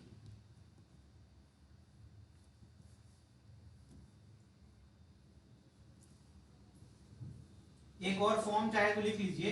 यहां पर tan a माइनस बी का फॉर्मूला बन रहा है। तो अगर हमने मान लिया if mu is equal to क्या है tan फाई, तो यही क्या बन जाएगा? देखो tan theta minus tan phi, tan a minus tan b अपॉन 1 plus tan a tan b, tan theta into tan phi.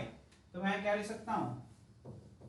तो आ जाएगा v minimum is equal to under root ji are tan theta minus, ये सिर्फ छोटा लिखने के लिए है। अगर इसमें भी किसी को फॉर्मूला याद नहीं है तो कोई बड़ी बात नहीं, ये आपको याद होना चाहिए, ठीक है। tan a माइनस b का फॉर्मूला है, tan a माइनस b का फॉर्मूला होता है tan a minus tan b अपॉन 1 plus tan a tan b। तो जैसे ही म्यू के लो tan फाई पुट करोगे, नीचे tan a tan b मिल जाएगा, ऊपर tan a minus tan b तो ऑलरेडी दिख रहा है, ठीक है। ये यूज करके वहां मैंने लिख दिया। अब बात करते हैं मैक्सिमम के लिए। बढ़ जाए आगे, हाँ जल्दी लिखो। तो जब आपकी स्पीड क्या होगी? हाई होगी। तो आपकी स्पीड लो थी तो क्या हो गया? इनवर्ड आउटवर्ड, माफ करना। जब हाई होगी तो आपका फ्रिक्शन हो जाएगा इनवर्ड। फ्रिक्शन इनवर्ड हो जाएगा तो सारा एफबीडी दोबारा से बना लो और फटाफट इक्वेशंस निकालो। तो इसमें क्या हो जाएगा? Second case, for speed is high then frictional force act inwards। तो क्या हो जाएगा? इनवर्ड हो जाएगा। एफबीडी बनाते हैं फटाफट, ठीक है। तो यहां पर क्या हो जाएगा? फ्रिक्शनल फोर्स नीचे की तरफ, ठीक है, स्मॉल एफ से नोट करते हैं उसको, ठीक। और mg आपका इधर और n आपका इधर। फिर यहां क्या जाएगा? n cos थीटा, इधर क्या जाएगा? n sin थीटा, और इधर क्या जाएगा? mv square upon r। और कुछ बचा है? बचा है ना, यहाँ बचा है। तो ये जाएगा, यहाँ आ जाएगा plus small f cos theta और mg के साथ आ जाएगा स्मॉल f sin। मैंने एफबीडी बना दिया, नहीं समझ में आया उसके लिए ये डायग्राम, ठीक है। जिसको नहीं आया उसके लिए दोबारा से, ये आपको ऑब्जेक्ट प्लेस है यहाँ पर, ठीक। एन आपको दिख ही रहा है, mv स्क्वायर अपॉन क्या? Centrifugal force. इसी को बैलेंस करना है, तो यहाँ पर n का एक कंप्लीट n sin थीटा मिल गया। अब ये जो f है ये स्मॉल f कर लो भाई, नहीं तो फिर टोकोगे, ठीक है। लो, तो ये फ्रिक्शनल इनवर्ड है, तो ये थीटा देखो कैसे बताया था हमने, z बनता है। ये प्लेन का एंगल है, ठीक है। यहीं से मैंने एक पैरेलल लाइन बनाई विद दिस, तो ये बन जाएगा थीटा, ठीक है।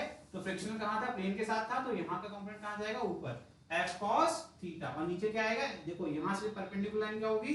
mg, ठीक। इस लाइन के परपेंडिकुलर होगा mg, तो यहाँ बन जाएगा f sin थीटा। यहाँ पहले से mg था तो दोनों एडिशन में लिखे जाएंगे। एफबीडी पहले से इंटरनल मोशन सीख चुके हो, ठीक। ये था आपका एफबीडी, तो मैंने पीछे बना दिया, मैं पीछे ही लिख दूं क्या? चलो यही से करते हैं। लिखिए, इस केस में क्या हो जाएगा? लिखना क्या है? इक्वेशंस लिखो डायरेक्टली, ठीक है। तो हम इस बार केस क्या निकाल रहे हैं? मैक्सिमम निकाल रहे हैं, है ना। फॉर मैक्सिमम स्पीड लिखिए, for maximum speed for v max क्या मानोगे? फिर से f क्या मान लोगे? म्यू n, ठीक है। सॉल्व कर डालो, इक्वेशन क्या बनेंगे? क्या आ जाएगा बताइए? एक इक्वेशन जाएगा n sin theta plus cos theta is equal to equation number 1। फिर क्या बन जाएगा? एक आपका n cos theta minus f sin theta is equal to, ठीक है। इस बार 1 को 2 से डिवाइड कर दो, ठीक है, क्योंकि यार ये v ऊपर रहेगा तो अच्छा रहेगा ना, हमारे लिए क्रॉस मल्टीप्लाई नहीं करना पड़ेगा। इन्हीं को डिवाइड कर देते हैं, एम कट जाएगा, ठीक, बचेगा v स्क्वायर अपॉन आर जी, ठीक, इधर क्या बचेगा, इधर तो एच लिखना है बस, हो जाएगा n sin theta plus f cos theta upon n cos theta minus, इसको f की जगह म्यू n लिख देते हैं ना यार, है ना, क्या जाएगा म्यू n sin थीटा, ये जाएगा mu n cos, n common लेके कट जाएगा, इज इक्वल टू क्या आ जाएगा बेटा v स्क्वायर अपॉन निकाल लो आंसर।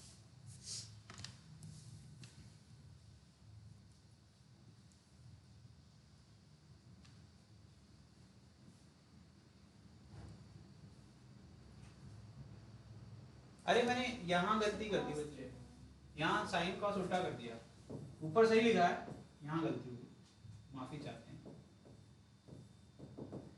सब तो सही लिखा है, बस यहाँ गलती हो गई। चलिए तो यहाँ क्या हो जाएगा v square is equal to R G, या फिर v लिखे सीधे, v लिखते हैं, है ना, यहाँ लिख देते हैं v मैक्स जाएगा। अब यहाँ स्मॉल r को कैपिटल R रेडियस से रिप्लेस कर देंगे, अंडर रूट के अंदर, इधर क्या जाएगा n बाहर लेके काट चुका हूँ ऑलरेडी, बचे क्या साइन थीटा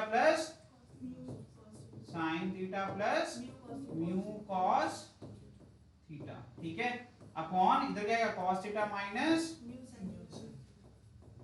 फिर से डिवाइड किससे करोगे, कॉस से डिवाइड करना, tan बन जाएगा, तो यहाँ फाइनल क्या दिखेगा, ठीक है, तो यहाँ क्या आ जाएगा बच्चा, यह जाएगा v max equal to under root ji R, यहाँ आ जाएगा tan theta plus mu upon 1 minus mu tan theta या फिर tan थीटा इनटू म्यू, अगर हमने म्यू के लिए tan फाई, इफ म्यू कितना है tan ऑफ फाई, ये जाएगा फिर से tan a प्लस b बनेगा, इस बार tan a plus tan b upon minus tan a tan b, तो यहाँ से जाएगा v max, यही डिफरेंस होता है, v max is equal to under root ji are tan theta plus, किसी को कोई दिक्कत हो अभी पूछ लो, यहाँ पर म्यू लिखा हुआ है भैया, किसी को समझ में आ रही हो राइटिंग अच्छी वाली तो बेकार तरीके से लिख देता हूँ, ठीक है, अरे ठीक है यार, इतना काफी है, इतना परेशान करोगे, पैसा वसूल कम करो यार, बहुत पढ़ना है, हो गया आसान है, तो आपको मैक्सिमम मिल गया, मिनिमम हो गया, तो आपके पास अगर फॉर्मूला लिखना है इनइक्वालिटी के फॉर्म में तो कैसे लिख देंगे, क्या आ जाएगा यहाँ पर under root ji are tan theta minus phi, यहाँ क्या जाएगा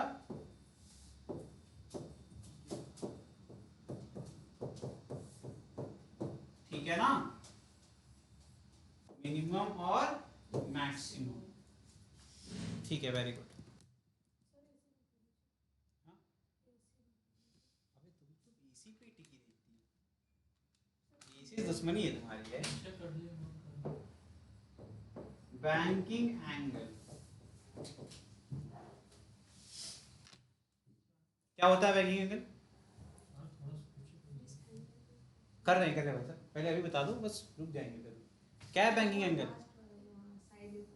ये थीटा बोलोगी ना, लास्ट वाला कोने में इधर उधर है, और फाई क्या हो जाएगा, फाई इज इक्वल टू हो जाएगा tan इनवर्स म्यू, ठीक है, कोने वाला, चलो ये लिखो, यहाँ पर ही खत्म हो गया टॉपिक तुम्हारा, ठीक, अब बस एप्लीकेशंस बचे हुए हैं और वर्टिकल सर्कल के बारे में पढ़ना है ना, वर्टिकल सर्कुलर मोशन जो होता है, हॉरिजॉन्टल वाला तो पढ़ ही लियो।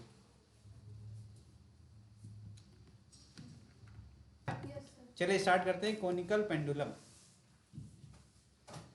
देखो ये एनिमेशन देख रहे हो, इससे कुछ तो समझ में आ रहा होगा, ये जो बर्थडे वाली टोपी है उस तरीके से कुछ बन रहा है शेप, अगर हम ये स्ट्रेट लाइन को ध्यान से देखें तो ये क्या कर रहा है, देखो एक एज आपका वर्टेक्स पे फिक्स है और उसके बाद ये नीचे एक सर्कल बना रहा है, अगर इस लाइन को ध्यान से देखें तो एक आपकी जो बर्थडे टोपी होती है वो एकदम same to same conical pendulum वाला जो पाथ है, इसको अगर सारे पाथ के एक एक पॉइंट को अगर हम जोड़ डालें तो वो कोन बन जाएगा, राइट सर्कुलर कोन कहते हैं उसको, है ना, तो ये राइट सर्कुलर कोन जो बन रहा है इमेजिनरी, जो आपको दिख नहीं रहा है क्योंकि आपको सारे इंस्टेंट को क्या करना है, रोक के सबको ऐड करोगे तो आपको वो दिखेगा, ठीक है, तो अगर इस केस को देखें तो इसी पाथ को कहते हैं, तो इस जो आपका भी मोशन हो उसको कहते हैं कोनिकल पेंडुलम। एक तो होता है टू एंड फ्रो, जो कि आपका सिंपल आपने पढ़ा होगा, जो क्लॉक होती है ना एनालॉग वाली, उसके अंदर आपने देखा होगा एक पेंडुलम लगा होता है इस तरीके से, उसका मीन पोजीशन ये होता है, फिर एक तरफ जाता है, फिर वहां से वापस आता है ना, ये टू एंड फ्रो मोशन कहलाता है। ये क्या है, कोनिकल, मतलब जो इस समय है पेंडुलम को हम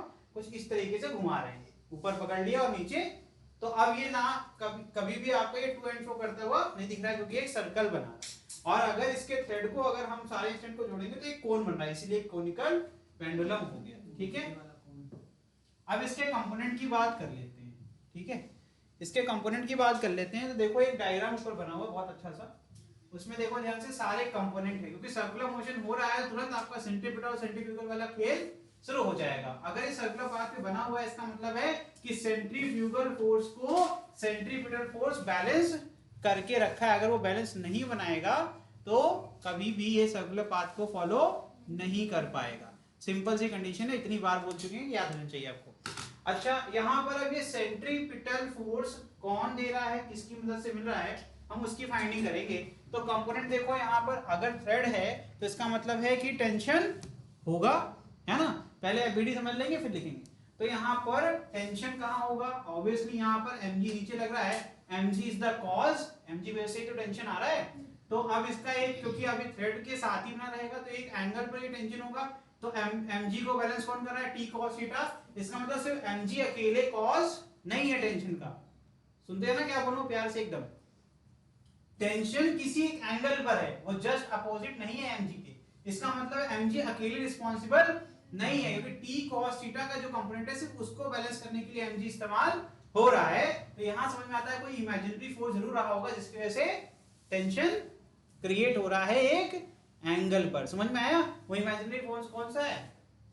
ठीक है, तो इसकी वजह से अंदर की तरफ कंपोनेंट बनेगा, तो ये t sin थीटा कौन बैलेंस कर रहा है, mv² अपॉन r। समझ में आ रहा है कि नहीं आ रहा है, और इन दोनों का रिजल्टेंट ही टेंशन t स्ट्रिंग के अंदर है। समझ में आया।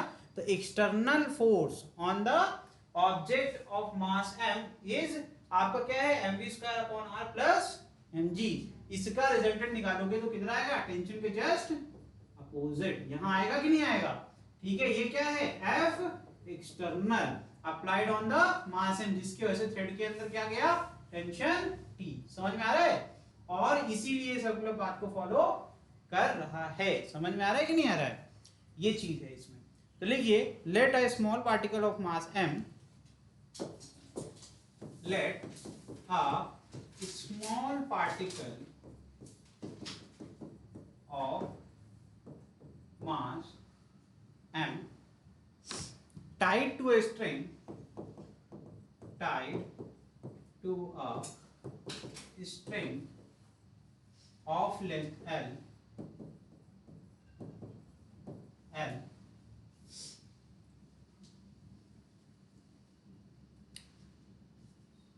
is whirled along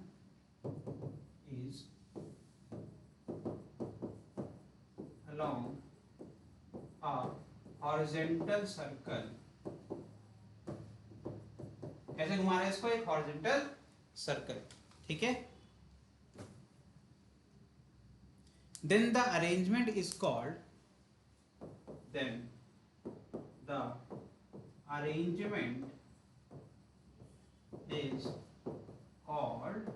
conical pendulum।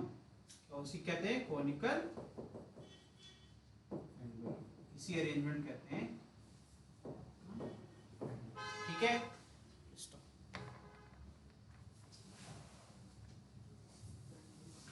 ठीक। देन अकॉर्डिंग टू एफबीडी,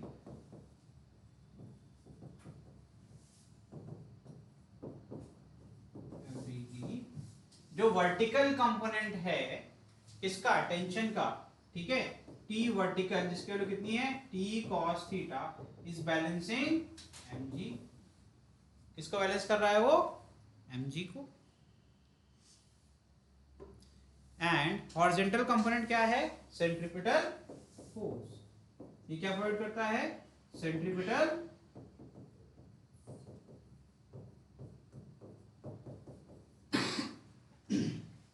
ठीक है।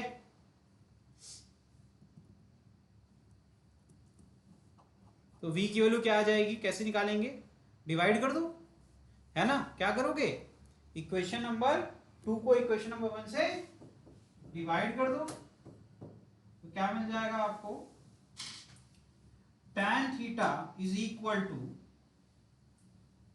क्या आ जाएगा, V square upon R G, है ना। तो tan theta is equal to V square upon R G, या फिर v is equal to under root R G tan theta,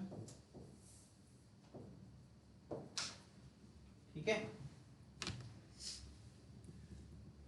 then angular speed क्या हो जाएगी, v अपॉन आर, क्या हो जाएगा, v अपॉन आर, ठीक है।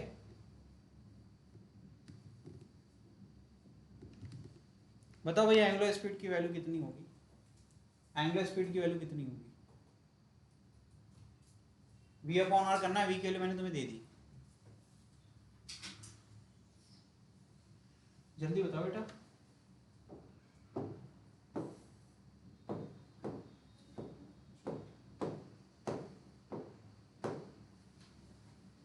बहुत आसान है बेटा, अगर इतना भी नहीं कर पाते तो एकदम नहीं पढ़ रहे होगी, तो सिंपल है यार, इससे बेकार मैथ क्या होगी। ये है under root ji are tan theta upon R, अगर एक ही साथ लिखना है तो जाएगा under root G tan theta upon R, because root के अंदर जाएगा तो आर स्क्वायर हो जाएगा, एक आर कट जाएगा, यही तो है एंगुलर स्पीड।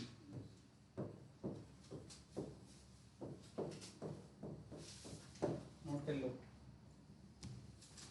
अब टाइम पीरियड, क्योंकि ओमेगा मिलेगा तभी टाइम पीरियड निकाल सकते हैं, time period of pendulum, time period of pendulum, ठीक, क्या आ जाएगा भाई यहाँ पर, जल्दी बताओ, ये तो है 2 पाई बाई ओमेगा, ठीक है।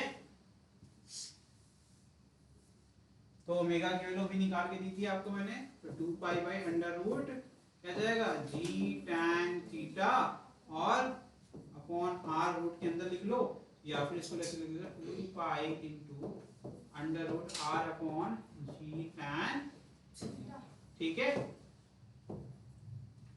ये हो गया टाइम पीरियड ऑफ पेंडुलम।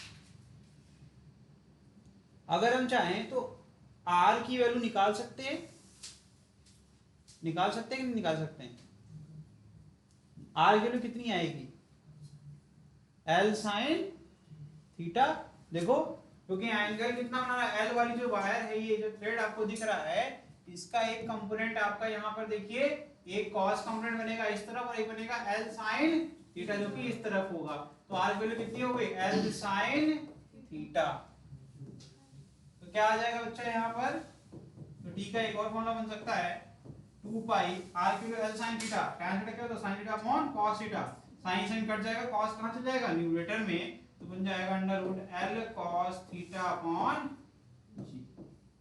ये भी जानना जरूरी है, बिकॉज कभी कभी आर नहीं दिया रहता है और आपको थीटा पता है, फिर भी आप आंसर नहीं निकाल पाओगे, बिकॉज आप सोचोगे कि आर के बिना ये सॉल्व नहीं होगा, तो उस केस के लिए ये रहा आपके पास फॉर्मूला, आप इसको सॉल्व कर सकते हैं।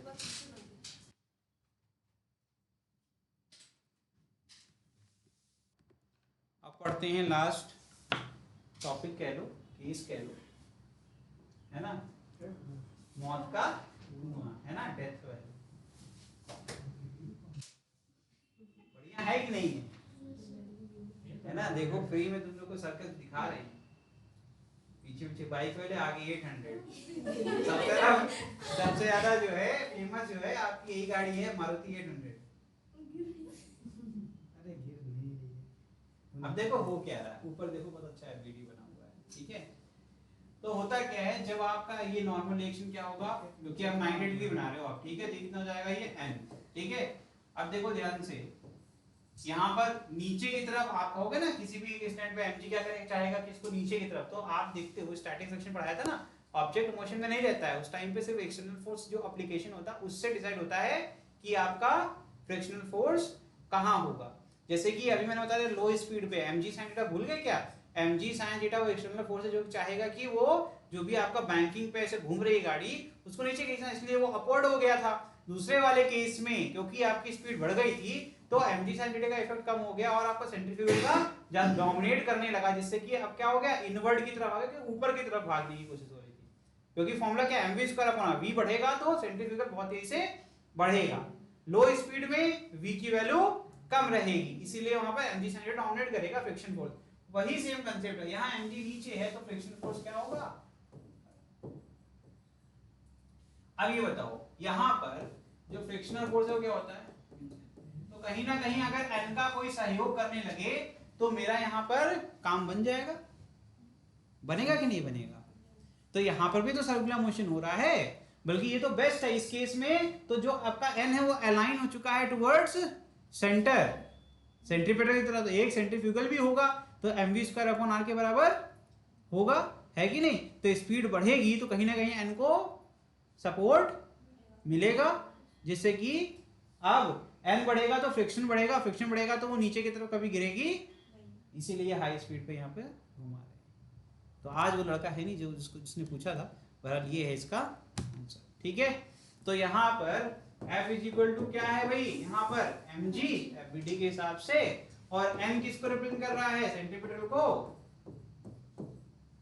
r क्या है, रेडियस, जो भी डेथ वेल का रेडियस होगा, ठीक। तो इसको और क्या लिख सकते हैं, अगर हमें एंगुलर के हिसाब से लिखना है तो v स्क्वायर अपॉन r को क्या लिख सकते हैं, v स्क्वायर अपॉन r क्या लिखोगे, r omega square, omega is equal to v upon r, तो omega square is equal to v square upon r square, है ना। समझ में आ रहा है क्या कह रहा हूं मैं।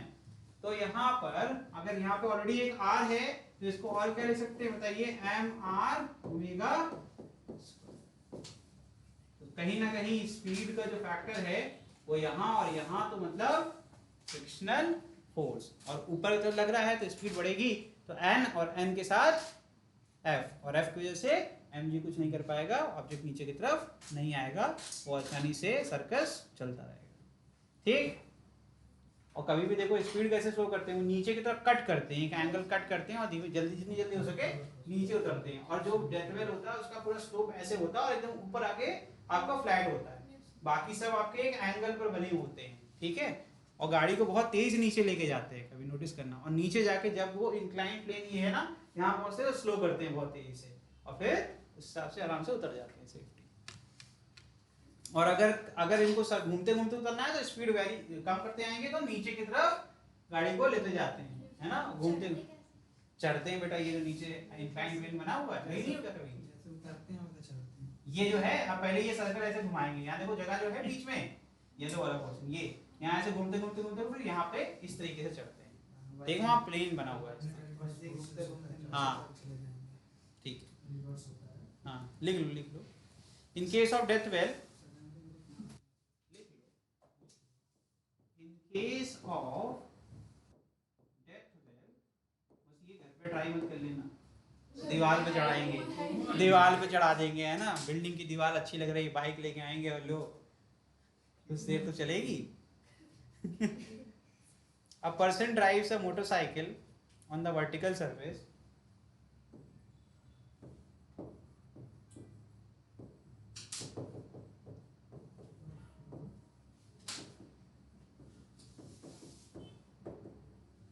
on the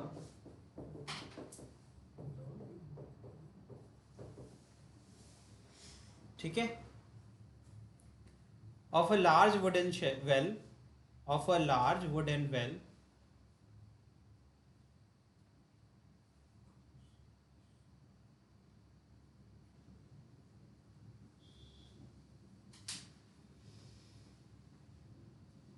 ठीक है, full stop. In death well on a large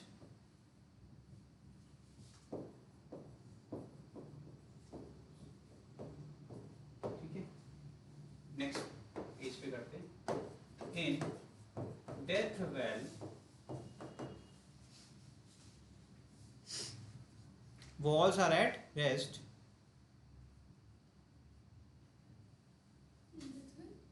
in death well walls are at rest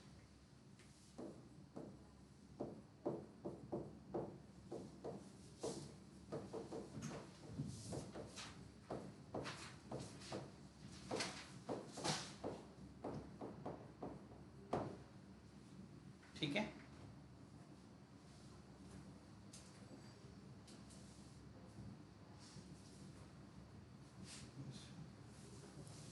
So the friction balances the weight of person. So the friction balances the weight of the person, that is mg, कितना है including the car, है ना, वो पूरा जो भी motion कर रहा है उसकी बात होगी, ठीक। While reaction provides the centripetal force, while reaction, normal reaction provides the centripetal, वो जो ऊपर डेरिवेशन मैंने करवाया था क्वेश्चन नंबर 1,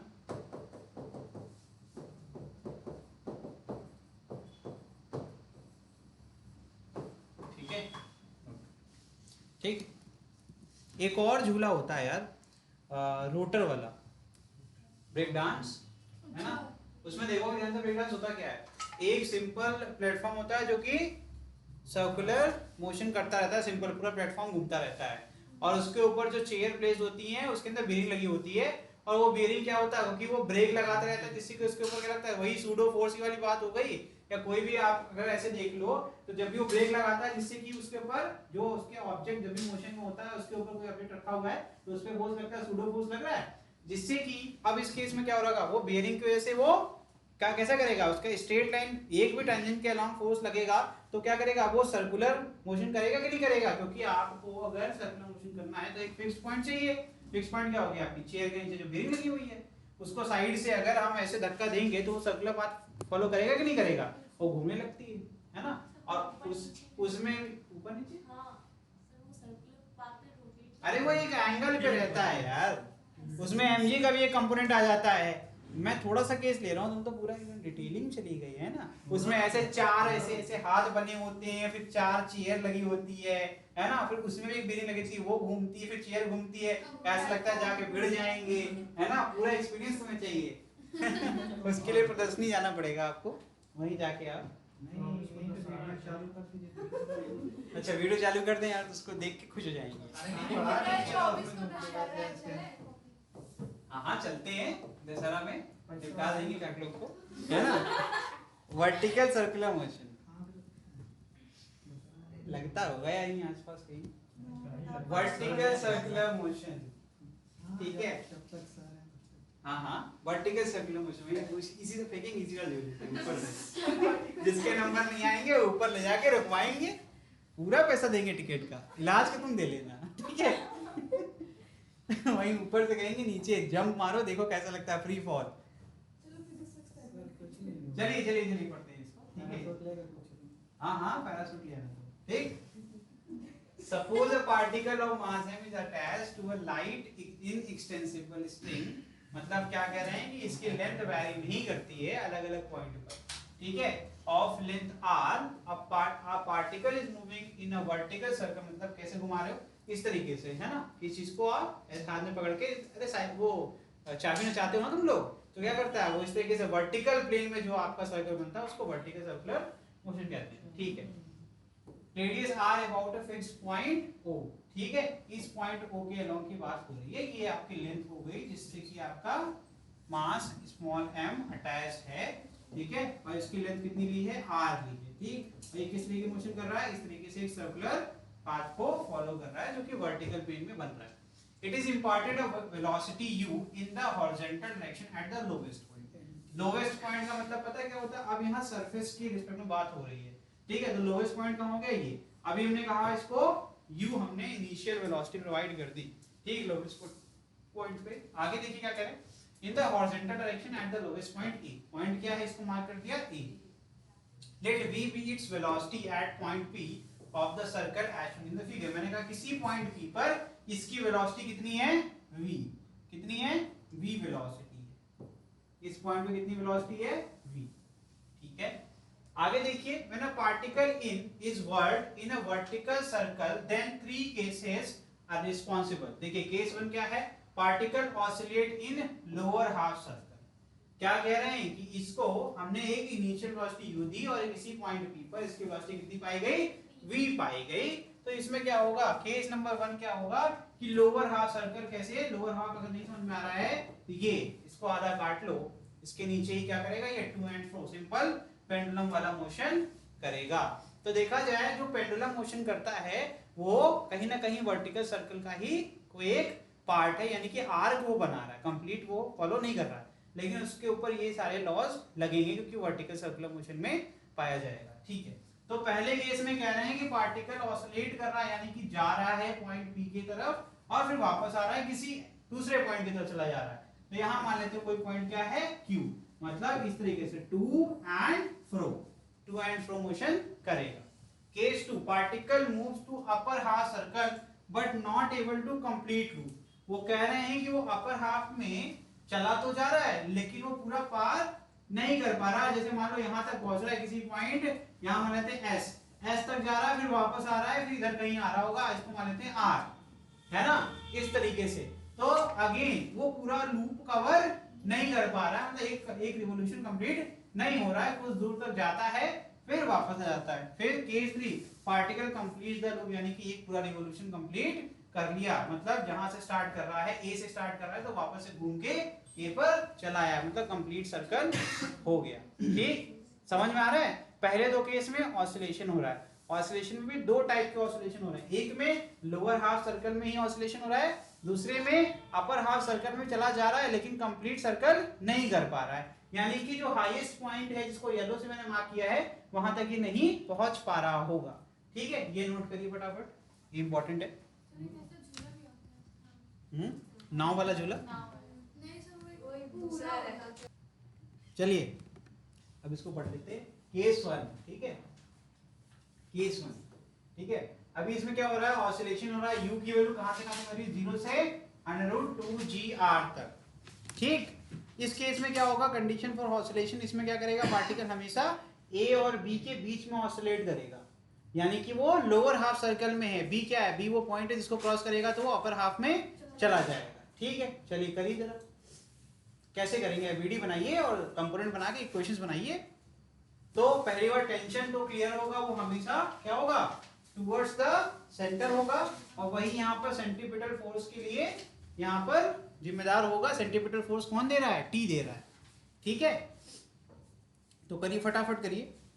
तो यहाँ पर एक mg हो जाएगा, फिर mg का एक एंगल कितना, अगर मान लेते हैं कुछ एंगल बना रहा है किसी पॉइंट P पर, या लिखते हैं एट पॉइंट P, पॉइंट क्या है P पॉइंट पर अगर BD को बनाएंगे, ये वाला आई थिंक कलर चेंज नहीं हुआ है, उसको ठीक कर दे। एट पॉइंट P अगर BD बनाएंगे तो इक्वेशन नंबर 1 क्या बनेगा, देखो ध्यान से BD को, तो यहाँ पर एक हो जाएगा mg। ठीक, जो एंगल यहाँ बन रहा है, कैसे simple lines and angle property है, ये जो mg की लाइन है वो हमेशा पैरेलल रहेगी OA की, इसको O मान लो, OA के पैरेलल रहेगी। ठीक, अगर कोई भी ट्रांसवर्स रे किसी भी पैरेलल को कट करती है तो जो करस्पॉन्डिंग एंगल्स होते हैं वो क्या होते हैं, इक्वल। तो यहाँ थीटा, तो यहाँ भी थीटा, तो क्या हो जाएगा mg cos थीटा, और एक हो जाएगा mg sin theta. mg sin theta कहाँ है, इस तरफ। ठीक, ध्यान से, और मोशन किधर कर रहे थे, इधर, इसका मतलब है कि v को कौन अपोज कर रहा है, mg sin थीटा। ठीक है, जिसकी वजह से क्या हो रहा है, वो जो आपका पेंडुलम है, यानी कि कोई भी ऑब्जेक्ट है वो पेंडुलम की तरह ही तो जाएगा। ठीक है, मास m है वो 0 की तरफ जाएगा, v 0 क्या होगा आपका, किसी एक पॉइंट P मान लेते हैं, यहाँ पर आके ये रुक गया। ठीक, तो FBD बना लेते हैं पहले उसके लिए। तो mg sin थीटा इक्वेशन से कैसे दिखेंगे, दिखेगा mg sin थीटा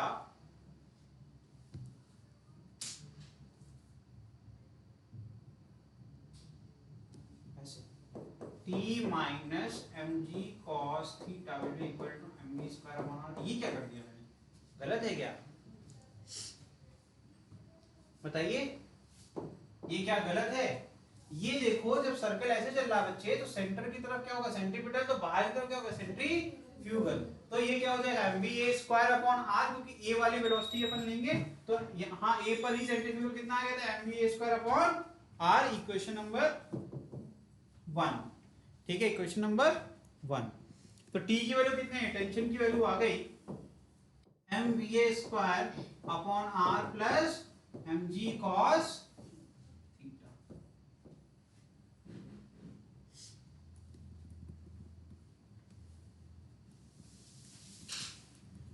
ठीक, in lower part of circle इसका लिखो फटाफट, when velocity become 0 in lower part of the circle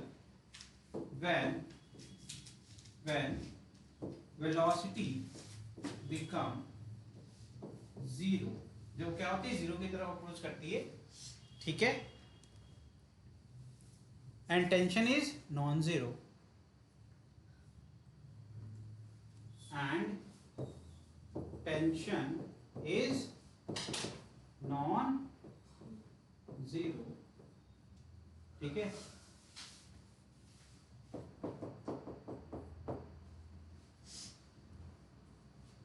ठीक है, so to make particle oscillate in lower half cycle,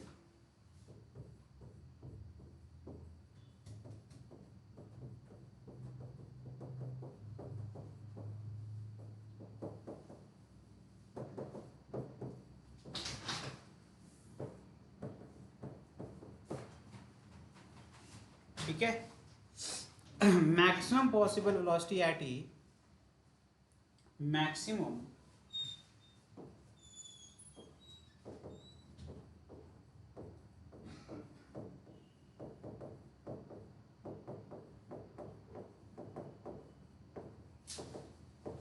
problem सुनो ध्यान से, हम लोग ये पैराग्राफ को हल्के में लोगे, यहाँ प्रॉब्लम हो जाएगी।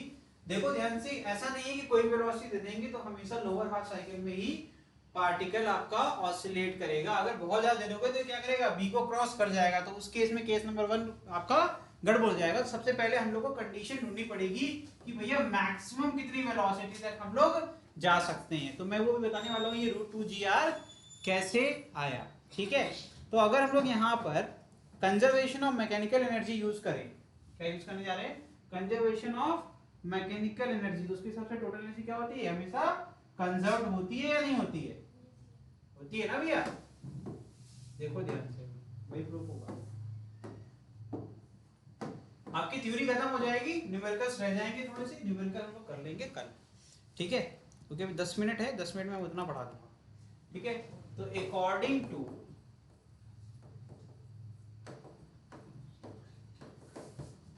कंजर्वेशन ऑफ मैकेनिकल एनर्जी, देखो ये पैराग्राफ नहीं लिखवाता तब भी वो चीज मैं कर सकता था, ये क्यों लिखवाता हूं, ताकि जब आगे चल के भूल जाओगे तो इसको रीड करके वो वापस से आपको आ जाएगा, ठीक है।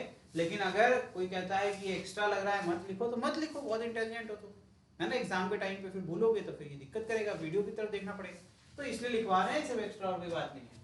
तो इसके हिसाब से क्या हो जाएगा, at point A, at point A की बात करें, एट पॉइंट ए इस समय पर वेलोसिटी क्या होगी, मैक्सिमम होगी या मिनिमम होगी, मैक्सिमम होगी, बिकॉज डिक्रीजिंग में जा रही है, वेरी गुड। यहाँ काइनेटिक एनर्जी क्या हो जाएगी, मैक्सिमम, लेकिन पोटेंशियल एनर्जी क्या हो जाएगी, जीरो, होगी कि नहीं होगी। और अगर कंजर्वेशन लॉ के हिसाब से चले तो ये कितना होगा, मैक्सिमम इधर कितना जाएगा, जब वो आपका क्या हो जाएगा, जीरो। मैंने क्या बोला, जीरो, मैंने बोला कि आपका अगर पॉइंट बी पर पहुंच गया, मैं पॉइंट बी पर, तो ए से मैं कितनी डिस्टेंस पर रहूंगा, हाइट की बात होती है यहाँ पे, यहाँ तो जमीन से सरफेस से हाइट की बात होती है, तो हाइट कितनी होगी, देखो ध्यान से, ये भी तो आर है और ये कितना है आर, तो यहाँ पर पैरेलल लाइन जो बनेगी वो भी कितनी होगी, बी पर आर ही होगी ना। तो मैं एमजीएच वाला फॉर्मूला यूज कर रहा हूँ, बिकॉज़ यहाँ काइनेटिक एनर्जी कितनी हो जाएगी, zero, because velocity at B will be zero, क्योंकि मुझे बी से आगे नहीं जाना है।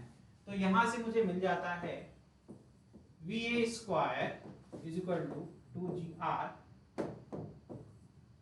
क्या आ जाएगा बच्चा, 2gr, फिर va इज इक्वल टू, यानी कि this is the maximum value I can give for which जो ऑब्जेक्ट है आपका वहां तक जाएगा। तो इसका मतलब है u को मुझे इससे कम रखना पड़ेगा या तो इसके बराबर अगर मुझे b तक जाना है। ठीक है, समझ में आ रहा है? b को क्रॉस नहीं करना है तब तक के लिए सही है। तो यहाँ पे u क्या हो जाएगा, 10 जो इनिशियल वेलोसिटी वो भी इस प्रकार से रिप्रेजेंट की जाए। ठीक है बेटा, अगर ऐसी कंडीशन इक्वल टू लगा है तब the particle will oscillate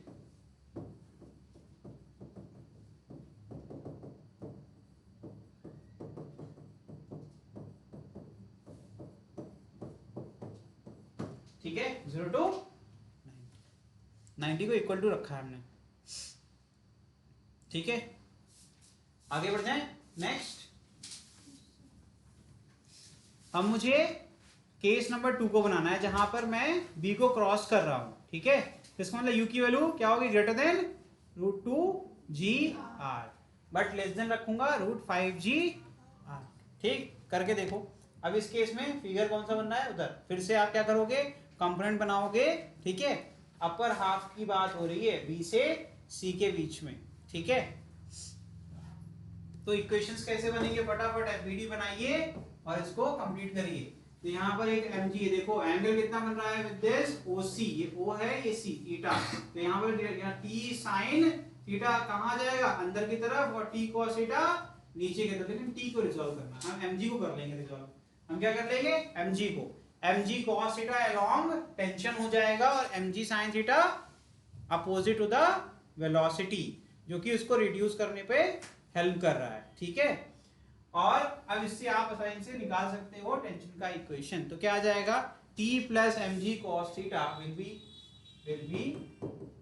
your centripetal required centripetal force. ये किसके अपोजिट होगा, किसी को समझ नहीं आ रहा तो पूछ लो मुझसे, क्या भाई आ रहा है नहीं आ रहा, क्या भाई हीरो पीछे टोपी आया, तुम तो थे ही नहीं तो आए कहाँ से, है ना? अभी आए हो टोपी पहन के, अब स्टार्टिंग में आए थे। देखो अंदर के सेंटर की तरफ जो फोर्स होता है उसी को कहते हैं, क्या हो गया तुम्हें, चश्मा में लगाओ यार, सीधे हम लोग को भी हो जाएगा। वो नहीं है ना। अच्छा वो क्या मधुमक्खी काट ली, काट लिया पता नहीं। चलो भाई डॉक्टर दिखाए कि नहीं दिखाए, दिखा लेना। ठीक, mg cos theta plus t, अच्छा समझ दिखाओ समझ रहे हैं पैसा बता है। तो t plus mg cos theta equal to क्या जाएगा, mv स्क्वायर अपॉन r। तो t की वैल्यू कितनी आ जाएगी, टेंशन डिक्रीज होता हुआ दिख रहा है किसी को, कि बस मुझे ही दिख रहा है, पीछे वाले केस में प्लस में था, इसमें क्या आ गया माइनस में।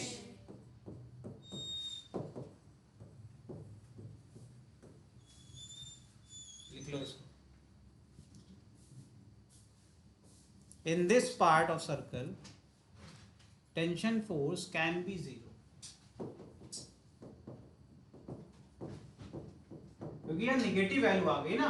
देखो यहाँ कभी भी 0 क्यों नहीं होगा, यहाँ 0 कभी भी क्यों नहीं होगा, देखो यहाँ पर एडिटिव है, एडिटिव इक्वेशन कभी भी 0 नहीं होगा, कुछ भी वैल्यू आएगी तो ऐड हो जाएगी। लेकिन इस केस में माइनस है, अगर ये इसके बराबर हो जाए तो ये आपका 0 हो जाएगा। तो in this part of circle t can be equal to 0, पीछे वाले केस में t 0 नहीं होगा। ठीक है, कभी भी नहीं होगा। ठीक है, विदाउट हैविंग 0 वेलोसिटी, विदाउट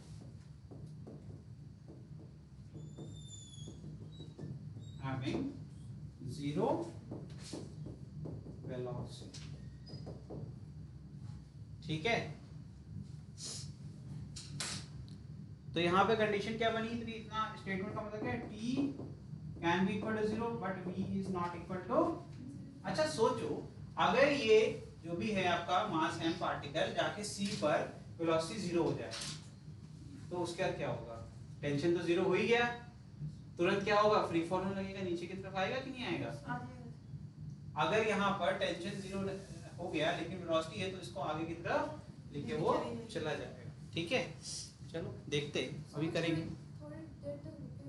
थोड़ी देर तक क्यों रुकेगा भैया, टेंशन ही तो 0 होगा, वेलोसिटी ना 0 हो गया, तुम चल रही हो, तुमको पीछे से वो साइकिल चलाते हैं ना, सिखाते हैं पेरेंट्स, सिखाते हैं पीछे से पकड़ के, है ना, पकड़े हुए छोड़ दिया तो पता नहीं है, तो क्या वो चलती रहेगी गाड़ी की? नहीं चलती रहेगी, कुछ दूर तक गिर जाएगी। क्यों गिर जाएगी? जब वो पीछे मुड़ के देखेगी तब गिर जाएगी। वही कुछ दूर तक जाएगी। जब तक वो पीछे नहीं मुड़ेगी चलती रहेगी। क्यों? भरोसा है, पीछे पकड़े हुए हैं। ये होता है, साइकोलॉजिकल फैक्ट है। घबराहट ही तो होती है इसमें से एक्सीडेंट होते हैं। आप गलत डिसीजन लेता, मतलब होता है ऐसा, मतलब एक्सीलेटर की जगह ब्रेक, ब्रेक की जगह एक्सीलरेटर, सामने आ गए तो, है ना, हाँ दबा के एक्सीलेटर दबा दिया, आदमी निकल गया। पैर नहीं लगते तब स्कूटी रोकने के लिए। वो स्पेशल ब्रेकिंग कंडीशन है, उसमें बात नहीं होगी, ठीक है। ब्रेक्स जो बनाए हैं इंजीनियर्स ने वो बेवकूफ है, उनको पता नहीं है स्लीपर से अच्छा कोई ब्रेक। रिलैक्सो की चप्पल पहनो और पूरी रोड घिस डालो, ठीक है। स्कूटी के अच्छा, कभी भी अगर रीसेल स्कूटी खरीदनी है तो लड़कियों की स्कूटी खरीदो, सबसे बेस्ट आपको ब्रेक शू मिलेगा, ठीक है, एकदम इंटैक्ट रहेगा वैसे ही, क्योंकि उनकी चप्पलें हैं, ब्रेक लगाएंगे और गाड़ी रुक जाएगी सबसे बेस्ट कंडीशन में। चलो अब ये पढ़ लेते हैं जरा, ठीक है। तो हम लोग कहाँ थे? हाँ, t0 अगर वो भी टेंशन 0 हो गया तो वेलोसिटी, लेकिन सारी लड़कियां नहीं ऐसा होता है भाई। देखो हमारे देश में अब तो पायलट भी बन गई हैं, जेट उड़ा रही हैं, मतलब उसमें पैर ब्रेक भी नहीं लगा है। यार तुम लोग बेइज्जती करो, मेट्रो भी चला रही हैं। अब बताओ, मेट्रो में तो नहीं लगता? कह दो तुम जरा, पैर लगा के नहीं, ब्रेक तो लगता होगा ना। तो उसमें फिर ऑप्शन ही नहीं बचा है, साइकिल लगाने पड़े। चलो कुछ अच्छा एग्जांपल देना पड़ेगा, जान दो, ढूंढना पड़ेगा, है ही नहीं ऐसा। चलिए ठीक है, तो यहाँ पर जो इक्वेशन आपने बनाया है, ठीक है, t equal to mv square upon r from this, इसको इक्वेशन नंबर कौन सा दिया इसके पहले? कोई इक्वेशन नंबर दिया है क्या? हाँ 1 दिया था इसको, इसको 2 मान लो फिर, ठीक है। फ्रॉम इक्वेशन, और मुझे इक्वेशन लिखना पड़ेगा, equation 2, it is clear that tension decreases, it is clear that T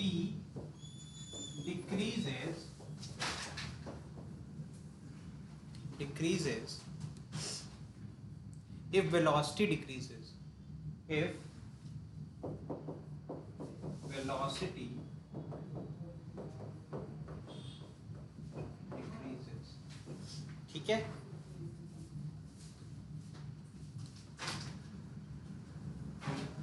इधर आओ जरा तुम, सत्यम इधर आओ।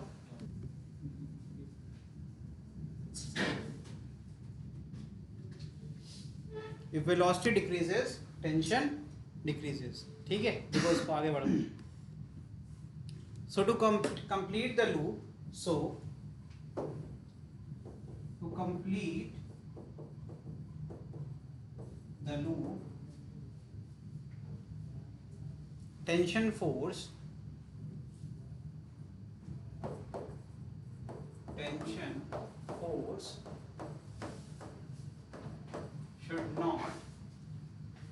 should not be 0.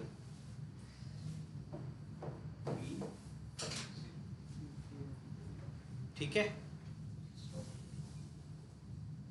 अच्छा देखो यहां हुआ क्या, अगर टेंशन आपका 0 हो जाएगा तो अपने पाथ से अलग हो जाएगा, वो आगे तो बढ़ेगा लेकिन अपना पाथ को छोड़ देगा, ठीक है। बिकॉज यहां पर ध्यान से रखना, यहां पर एक आपका सेंट्रीफ्यूगल लग रहा है और एक सेंट्रीपिटल। सेंट्रीपिटल के लिए कौन रिस्पॉन्सिबल है बताओ?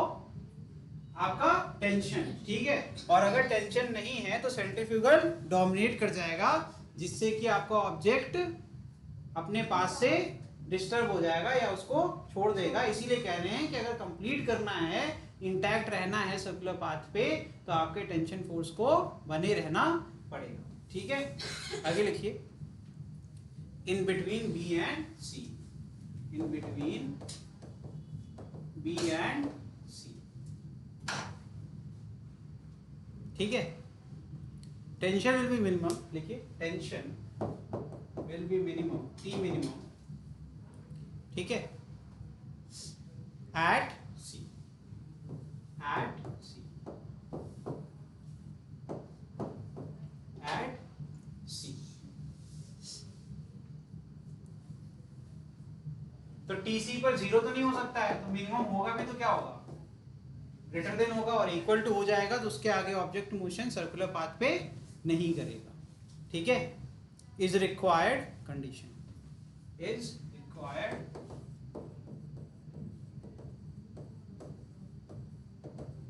तो क्लास में आओ ही मत, आओ तो फिर ऐसा लग रहा है कि एक लोग आगे दोस्ती करने जा रहे हैं। अच्छा यार एकदम मतलब कोई लिमिट ही नहीं।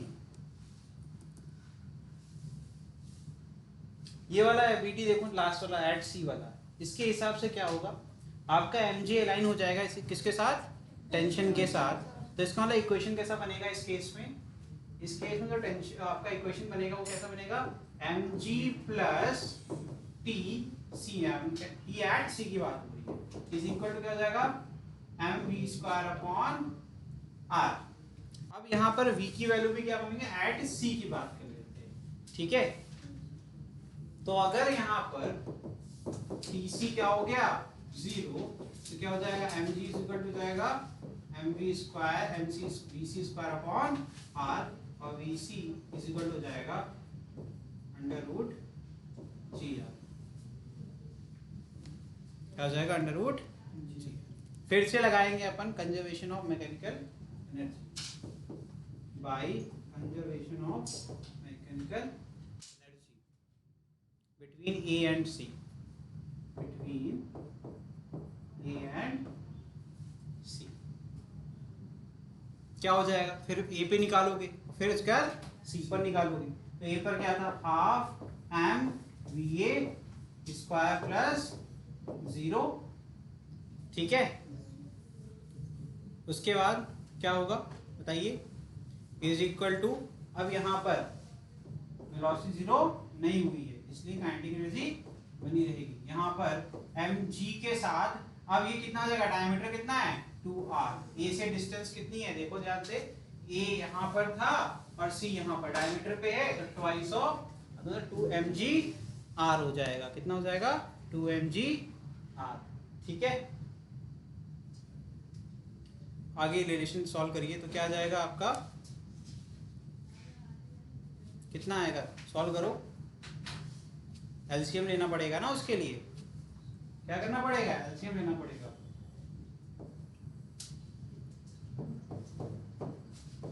VA square is equal to, LCM आएगा 2, ठीक है, ये हो जाएगा m VC square plus 4 mg r, 2 cut जाएगा, m कॉमन लेके काट दो, तो VA square is equal to हो जाएगा VC square plus 4 mg r। ठीक है,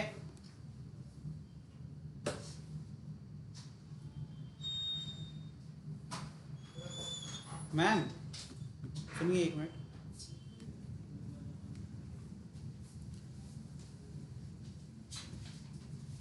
और half M V A square में से हमने V A square, V A की वैल्यू कितनी आई थी आपकी बताओ, एम जी आर आई थी ना, तो अगर हम यहाँ वी सी पर देखें तो वी सी पे क्या आ गया था आपका, कहाँ गया, ये आया ना जी आर। ठीक है, तो अगर हम यहाँ पुट कर दें एम के फॉर्म में करें अगर, तो क्या आ जाएगा वी वी ऐसे करना पड़ेगा, तो इसको लिखो, क्या आ जाएगा इस केस में, वी ए की वैल्यू कहाँ तक जाएगी मैक्सिमम, ये जाएगी आपकी यहाँ पर 5 mg r।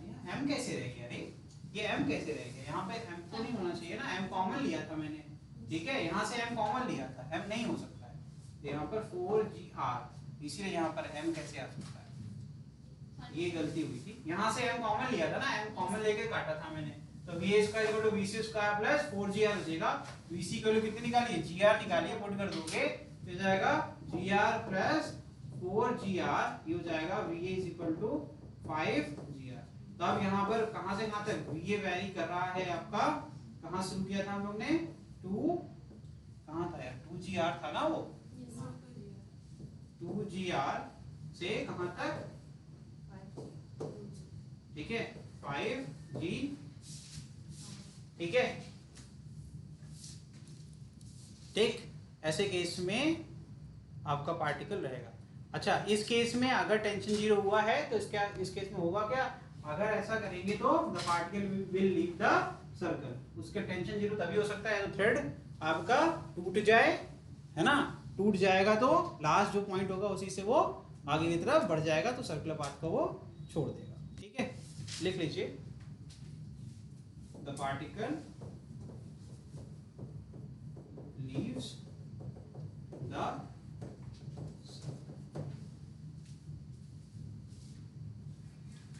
t is equal to 0 के लिए यहाँ पर ध्यान रखना, ऐसे करके लिंक कर दो। ठीक है,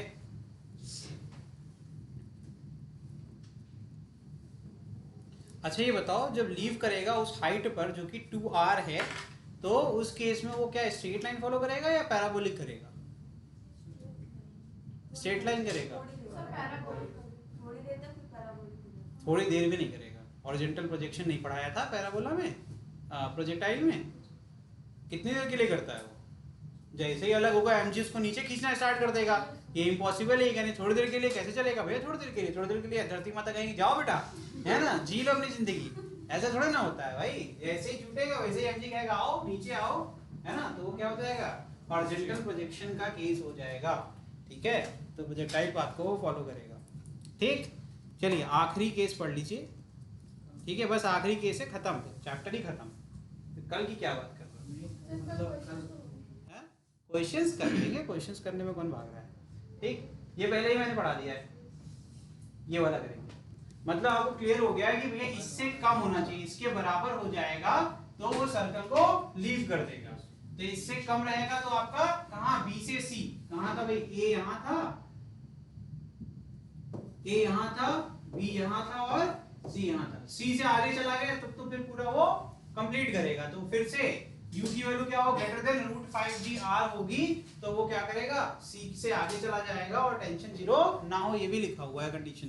ठीक, तो लिखिए the particle will complete the circle, the particle खत्म है बेटा, 2-4 मिनट छोड़ देंगे, will complete the circle if the string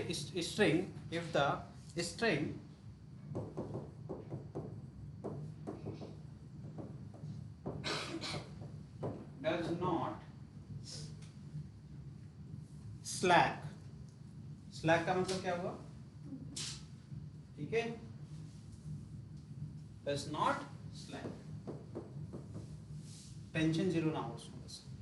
ठीक है, at the highest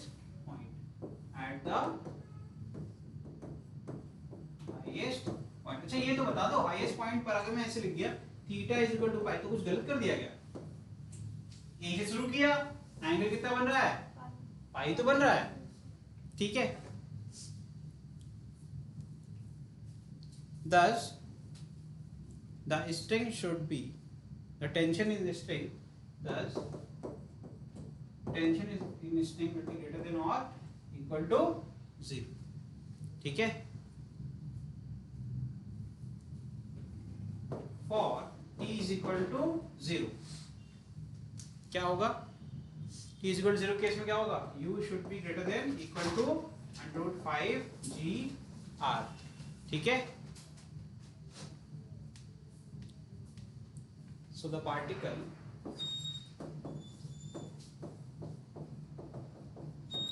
will complete the circle। ठीक है, in case of light rod tension, in case of light rod tension, मैंने क्या बोला? लाइट रॉड, मैंने क्या किया? स्ट्रिंग को रिप्लेस कर दिया एक रॉड से। ठीक है, ये न्यूमेरिकल के लिए, क्योंकि उसमें जानबूझ के ऐसे लिखा रहता है। इन case of light rod tension eight top most, सारा खेल टॉप मोस्ट में ही दिक्कत करता है तो वो पढ़ लेना अच्छे से। Eight top most point can never be 0, eight top most point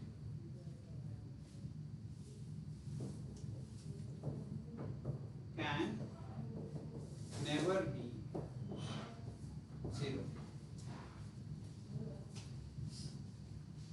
so velocity become 0. So